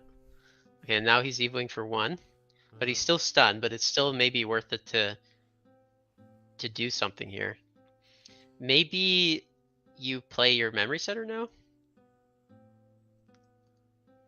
Memory setter that lets you go into another 5? I don't know, I just feel like he's at a disadvantage by not having them out. Oh, so we do have the Diana now. So we're going to strip top 4? Or we get to choose 4? I'll just refresh myself on that card. And then when Digivolving, if this Digimon stack has 2 or more same level cards, trash any 4 Digivolution cards of your opponent's Digimon, then return one of your opponent's Digimon with 1 or fewer Digivolution cards to the bottom of the deck. But he had 6 to start, so of course he's not going to get bottom decked. If we actually funny enough, if we actually activated the scramble and then had the red tamer. I'll be right back. Yep. So there's a world where our top player here, chat, there's a world where they could have potentially used the scramble, get back the Hexblow. If they have the Ko and Sao in hand, you do everything the same, except you end on this Diana, hard play the Ko and Sao, activate the on play, do your shuffle, whatever it will, and then go into Hexblow. That would clear the that would clear the sources and bottom deck a tamer. Kind of sick. But with them already having, I don't know how much that's worth it, considering they have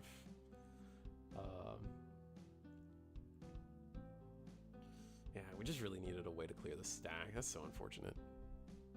It's not the best play, but it's better than where we're at, I feel. Maybe we're just banking that we don't. I guess there's a good chance we don't lose this turn.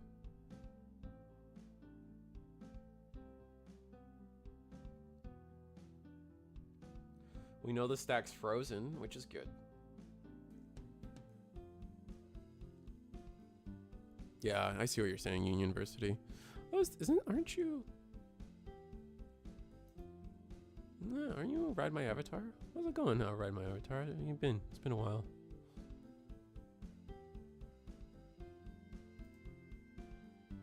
For anyone interested in Union Arena content, that is it's a good channel. I know Union Arena struggles to have like a lot of content creators out there, a lot of tournament stuff, and you know, he's one of the ones putting in the grind for Union Arena stuff. So if that's what you guys are looking for, definitely worth a peep. Ruin mode. That's toxic. Jesus. That, speaking of cards that don't need to be in the game. Yeah, I knew that was in his deck. But you should see what the other player has in his deck. He doesn't have a rune mode, he's got a different level 7. It's funny. I hope he gets it out. I want people to see it. If they don't see it, I'll tell them. But also the deck list will be public at the end. So yeah, always check it out yourself. Yeah, they'll be able to see it. I don't want to spoil it in case you know, it ends up being played and then I ruin the surprise. That's fair, that's fair. So did you expect Galaxy to be the 2 top decks tonight? I honestly thought it would be like Omni or Royal Knights at the top. Yeah, I was Galaxy expecting one at of all. those. Yeah, well, maybe the Galaxy Mirror surprises me, but I wasn't to say that I would be completely stumped that Galaxy's here at all would be dishonest. Is there a tech, if you know you're playing against the Mirror and Galaxy, is there a tech that you want in your deck to give you an edge? I don't know. You don't know. I don't know. Is like one egg better than the other? Because I know that there's 3 eggs you could choose from. The Mirror used to be like, if you could get down a memory floodgate at the right time, that would just completely end the matchup. Like that single. The only floodgate between these 2 players is a single Gatsumon. Only one of them has one Gatsumon, so there's no other floodgate. Oh, interesting. I guess you would say that you want a memory floodgate because you can't evo up that easily, and also the Mirage is less effective. Yes, but that was like the old Mirror match. Their only real way, if I'm correctly remembering, the only real way for them to remove, in the olden days, to remove a floodgate like that was specifically the Flaremon, which they were only running at a 1 or 2 up because they had to fit the Hankun. Alright, he's going in with Ruin mode. He has a Tamer, so he gets to hatch and heal.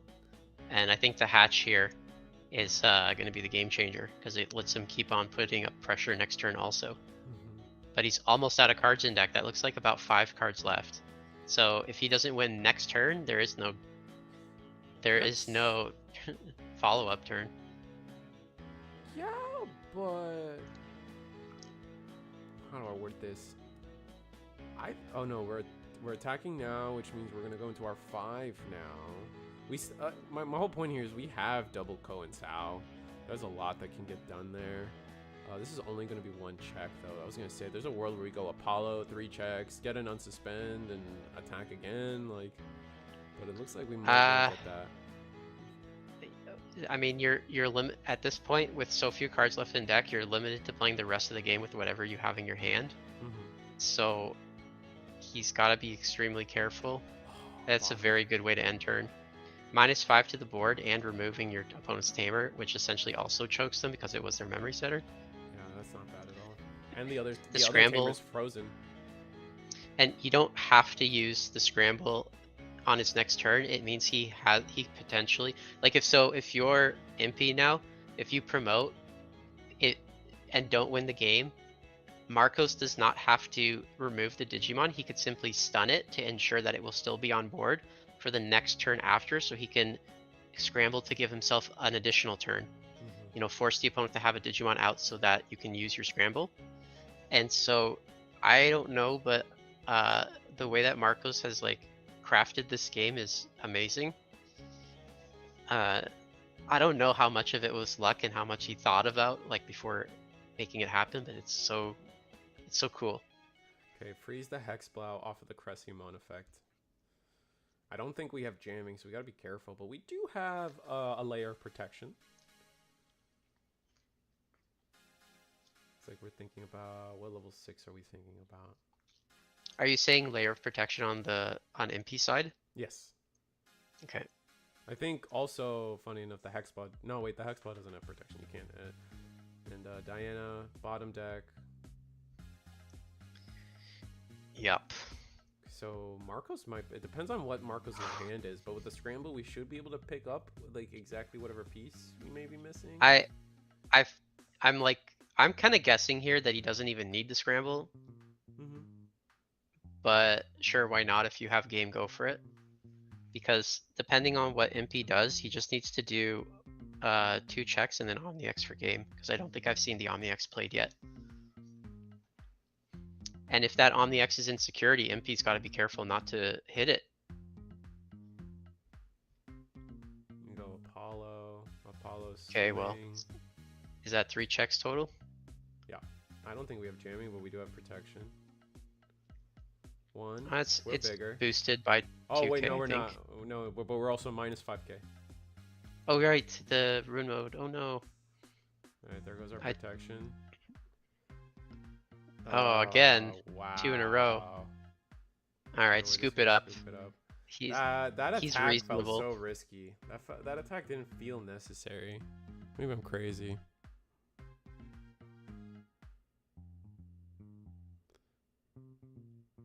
I scramble, change the scramble. They don't deck out. You don't swing under ruin. Yeah. No, I agree. Yeah, I felt like the swing felt kind of risky, but we did see them in the early turn. Bottom deck a Hexblow, bottom deck a Mirage. So we probably weren't looking at a world where we really strongly end that turn otherwise, other than progressing our win con, unfortunately. But like, I was asking the question, what do you think is the edge in the mirror match? Because when I looked at their decks, they're so similar. There's very, very little difference between them. And either this deck is solved, or it's... I think the deck is pretty close to that. I think you could kind of call it pretty close to solved. That's how I feel about a lot of decks right now. I feel like Royal Knights, other than this new yellow, I guess we haven't seen BT22, but prior to BT22, I would have said Royal Knights is pretty solved. All the Growloop variants were pretty similar at this point. Gallant as well. Funny enough, Gallant's becoming a lot relevant again in the western side of things. What else? What other deck? I think Sakuya is very solved as well. There's only like 2 spots of decision making for most people.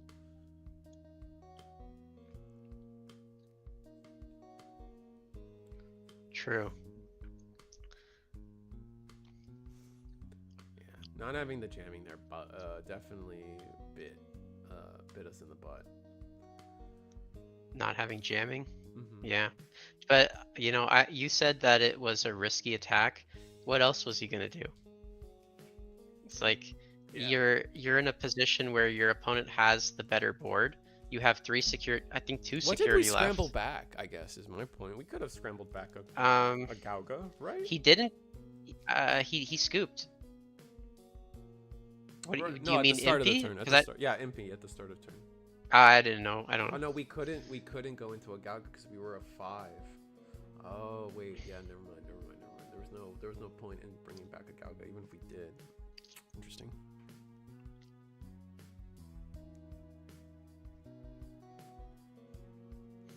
I think Impy doesn't like his hand. He just like pounded down his level 3 and says, play the Wisteria, go. Yeah, I think we might have. So might be a brick. Guess we'll see. This deck, if this deck feels fair when your opponent is just, well, when this deck is just searching at the beginning, because to go turn 1, blah blah blah, turn 2, go all the way up into your 6, it's like, what, already? Yep. But it is possible because the level 4 search so efficiently. But yeah, okay, we had double Wisteria, so, and now it's turn 3. We're finally going into the. Nice. Wait, is it turn 3 or turn 2? But I think it's turn 2, and he goes into the level 4. Marcos's board state is kind of scary to me. We played rookie, sure, yeah. But like double Ko and Sao hard drop is like it kind of neg in terms of our hand. Like we're still at 5 cards. Like I do.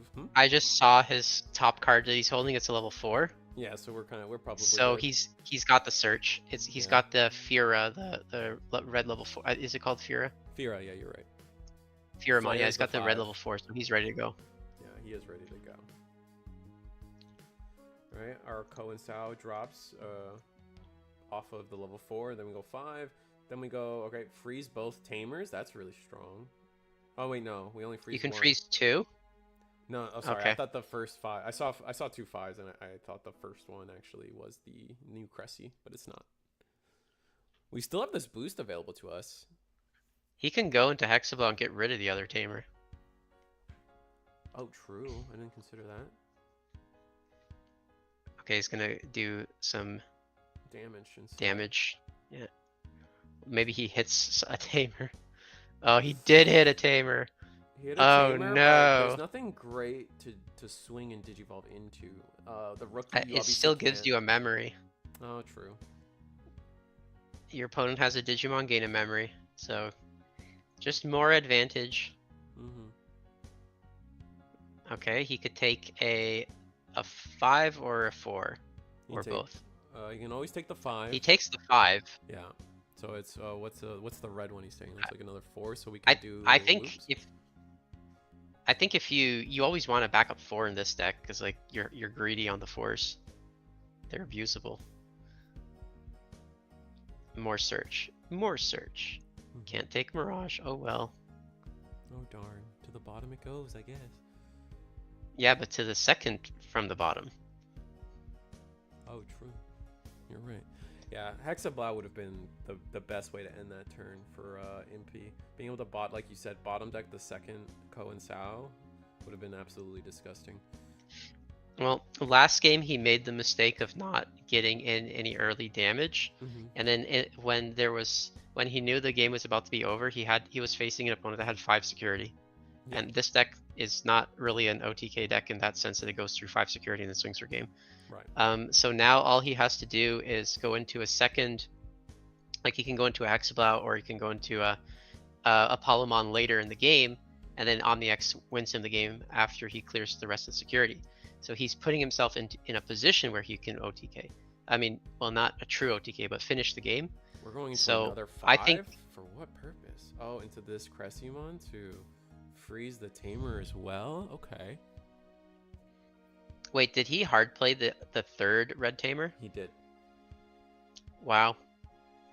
Yep. So Marcos is not drawing well either. Must be bottom decking. We did see both a Hexablow and a Mirage go to the bottom, so it's a little rough. Like you said, the Omni X could come in and do some damage. Clear the stack. If we could just clear the stack, that's enough to just seal the game for MP, I think. Omni X costs 6 here. So, well, I mean, he's got a memory surge, so he goes to go to 3 plus gain 1, so he goes to 4 anyways. That's what I was saying. Just like to me, your play is just Omni X. I mean, now you can spend a little bit of memory, maybe 2, Digivolve in the back for 2, maybe scramble the Omni X instead. I don't know. Like, there's no point in choking. Your opponent has 3 different memory setters. Scramble. You can tuck. Can't even. Yeah. He can't even play scramble now because they're all blue and he has no blue Digimon or tamers out right now.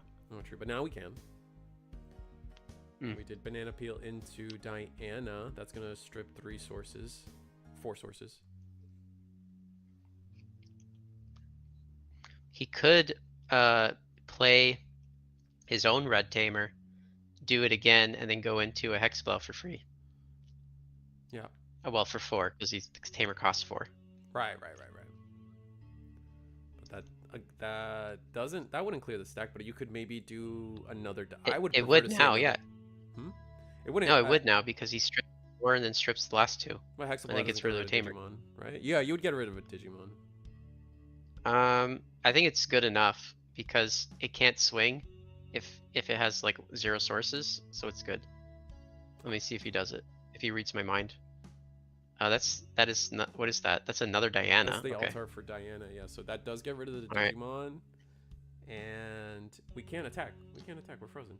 Why is he suspended? Yeah. Or did we try to attack? Yeah. No. Sorry, Marcos caught it for us. He has the dice on there to remind himself. So from here, maybe he just put it sideways to admire the artwork. Because it's the altar. In the back for 2. I mean, the only other better play would have been like scramble into Omnimon, I guess. I'm not too sure. But we're in a good spot. I prefer not to go into Omnimon if it doesn't go for game. Fair enough. I liked the double Diana was definitely really strong. Gonna have to hard play. Digivolve for 2, Galga, but with the triple tamer. One of these cousin Saos should be stunned, right? No? I don't know what the full stack was. I guess no. No, we didn't go into the new. No, we did go into. No, I don't think we did. That's not true. Marcos has been marking them when they are stunned, so I don't think they're stunned at this point. Yeah. All right, we're just the banana peeling. Going absolutely sicko mode. That's actually going all the way to 3 memory off of Morocco. This is kind of why I tell people this card is the sauce. Like this is what you do to try to stop. Granted, a little lucky that we've seen all of them up until now. All right, Diana. So we gotta start stripping some sources. I imagine we're gonna get rid of protection. We're gonna get rid of I don't see a problem with getting rid of every red source. Get rid of the Luna. Yep, that's a good one.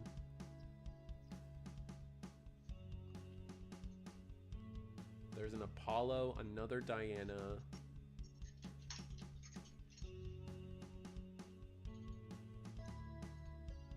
And making it so they only have a sun mode at the bottom. I like that as well. Ruin mode. Oh, but now if we have the Omnimon, this is absolutely devastating.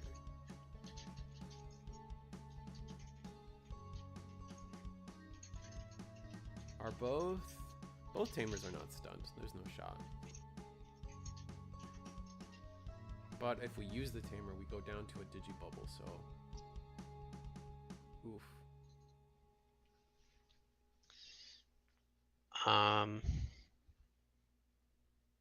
Can't promote. Yeah, you can't promote, so your tamers are upside down. I don't think the tamers so they're are frozen. dizzy. Only one tamer should be frozen. Oh. Okay. Well, it's his choice if he doesn't want to use it. Yeah.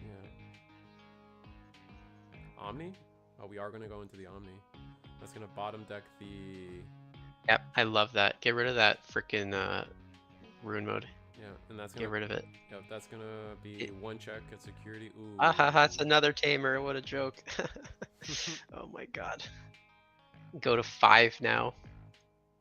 Now we do get to scramble. This is kind of cute. This is one of my favorite Galaxy plays, or Galaxy techs, is the scramble allows us to play the Luna, and now at the start of turn, Luna's going to be able to bounce us to hand. So we're going to have to start this turn off with... Does Luna bounce itself to gain a memory, or does it have to be another Digimon? Anything. Any Digimon, including itself. Oh. But, we're gonna skip on the Lunamon effect. Having the two and bodies the Fira, is, what's it called? The Corona gives you 1 more memory because you have a tamer. Yep. So you went to 5, you went to 6. Now Evo's for 2. All right, take 2 cards, red and blue.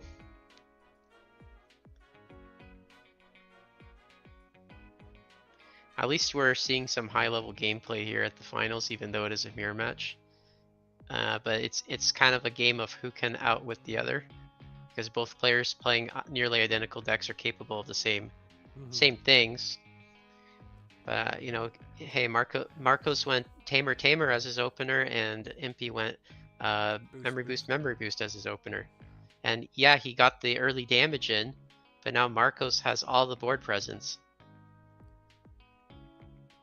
Well, Marcos, I mean, I feel like Impy with a raising and 2 tamers is in a pretty strong state as well. Like you said, this deck doesn't necessarily OTK, right?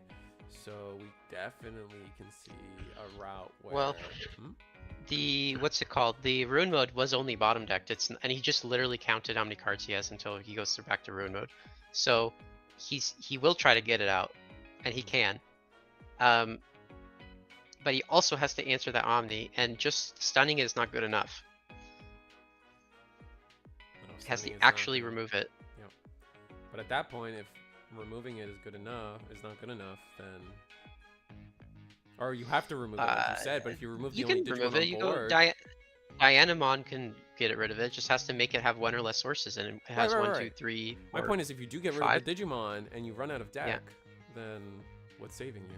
Well, he could play scramble. I mean, actually, let me see how many scrambles he has in his deck. 2. But if you play So I don't know how scramble, many. then you know what I'm saying. Like if we get back to that Omni or ruin mode, Yeah, it's a good chance that we deck but out. you can also go into ruin mode and swing if he's got enough, because he's got free evos all the way up. But you're still you're gonna run out of deck, and no scramble to save you because if you get rid of the Digimon on board, He's gonna draw it. He's gonna do 2 more draws by evoing the 6 and the 7, and if he has 3 cards in deck, he's fine. All right. Well, let's see. Oh shoot, that's not true because ruin mode will recover you 1, and then you're gonna have 0 cards in deck. So he has to have 4 cards in deck. 3 checks Okay, and security coming in. But this is not big enough to kill an Omnimon, I think, because it's got no it's got like plus 2k only. We had jamming, and then we went into Apollo. Okay. Diana. Are we gonna see old Diana? No, new Diana. Top 4. It's not when Digivolving on suspend though. It's end of turn. I don't know if he's got a way to end turn, unsuspend, and then take turn back. I don't think he does. Ruin mode. Ruin mode, yeah. I knew he would do it, but all right. So yeah, Diana removes the Omni and Ruin mode. We knew that would happen, and then that prevents the push up, and it prevents him playing any 3s or 4s. Next turn, he swings 1 last check with the Ruin mode.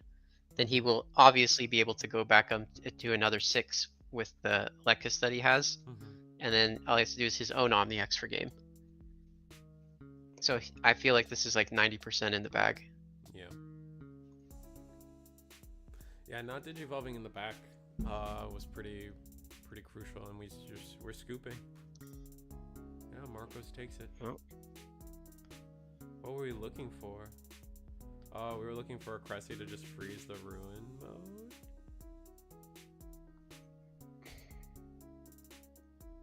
That would have been smart. Does it stun on play? Yeah, it does. Yep. So that would have been a good option. What was the last security? The Hexablow and the Gao. I would have. Does Fira deletes 4Ks, right? Let me double check. 5k. It deletes 5Ks? Yeah, so Fira. 5k, yeah. Fira hard slamming. Flaremon, sorry, not Fira. Flaremon deleting 5Ks would have been enough to delete the Cressy or the Lekis, and then a single ruin mode's not enough for a game there. So hard slamming either 5 would have done a lot for us, I think, but unfortunate. Anyway, that's our tournament. We're done. We didn't sell out at all today. So I'm gonna do real quick. Me and a couple content creators, we got to do a really fun Digimon Scribble.io. Check out the VOD on Hyper Coliseum's channel, Curiosity's channel, DigiPanda's channel. All 3 of them streamed the event, and so the VODs were live. If you guys got to see that event, it was really fun. We're looking to do more cool, fun Digimon word games. We're looking at, I don't know, headbands and code names, and was a Galtic phone is another one. So it's been a blast. We hope to do more. Check out the videos on their guys on those respective channels. Become a channel member, helps me out. Here's the weekly webcam schedule. As you guys know, Eagle's Nest is every Monday, every Thursday. And then DigiGuard United has one every Wednesday, every Friday. Definitely check them out, along with a double feature on Friday, Digi Galaxy, which, Michael, you're always posting. You're the one doing the announcements, making sure everyone here at Eagle's Nest knows when Digi Galaxy is happening. So I'm sure they appreciate the support there from you. Yeah, they're good people. They've been in Digimon for even longer than I have, so they're the old guard of Digimon. And then Digipanda merch. Digipanda merch is just use the link in the description below. I got nothing else to say. Last week we gave away a Dioboro sleeve, and I think this week on Thursday, because we're starting to do Thursday giveaways, I think we're gonna give away the Mastamon this week, is what my brain is telling me. So come check it out on Thursday, definitely. And then Riftbound, trying to do Riftbound, and then this not relevant for us. So anything before we go, Michael? Yeah, sure. Happy birthday, Michelle. All right. Happy birthday, Love you. Michelle. Bye. Bye. That's my girlfriend. Oh, well, congratulations on your birthday. Yep. Made it around the earth one more time. And with that, guys, we're going to bed. Have a good one. See you guys Thursday or Gundam Wednesday. You guys know. Peace.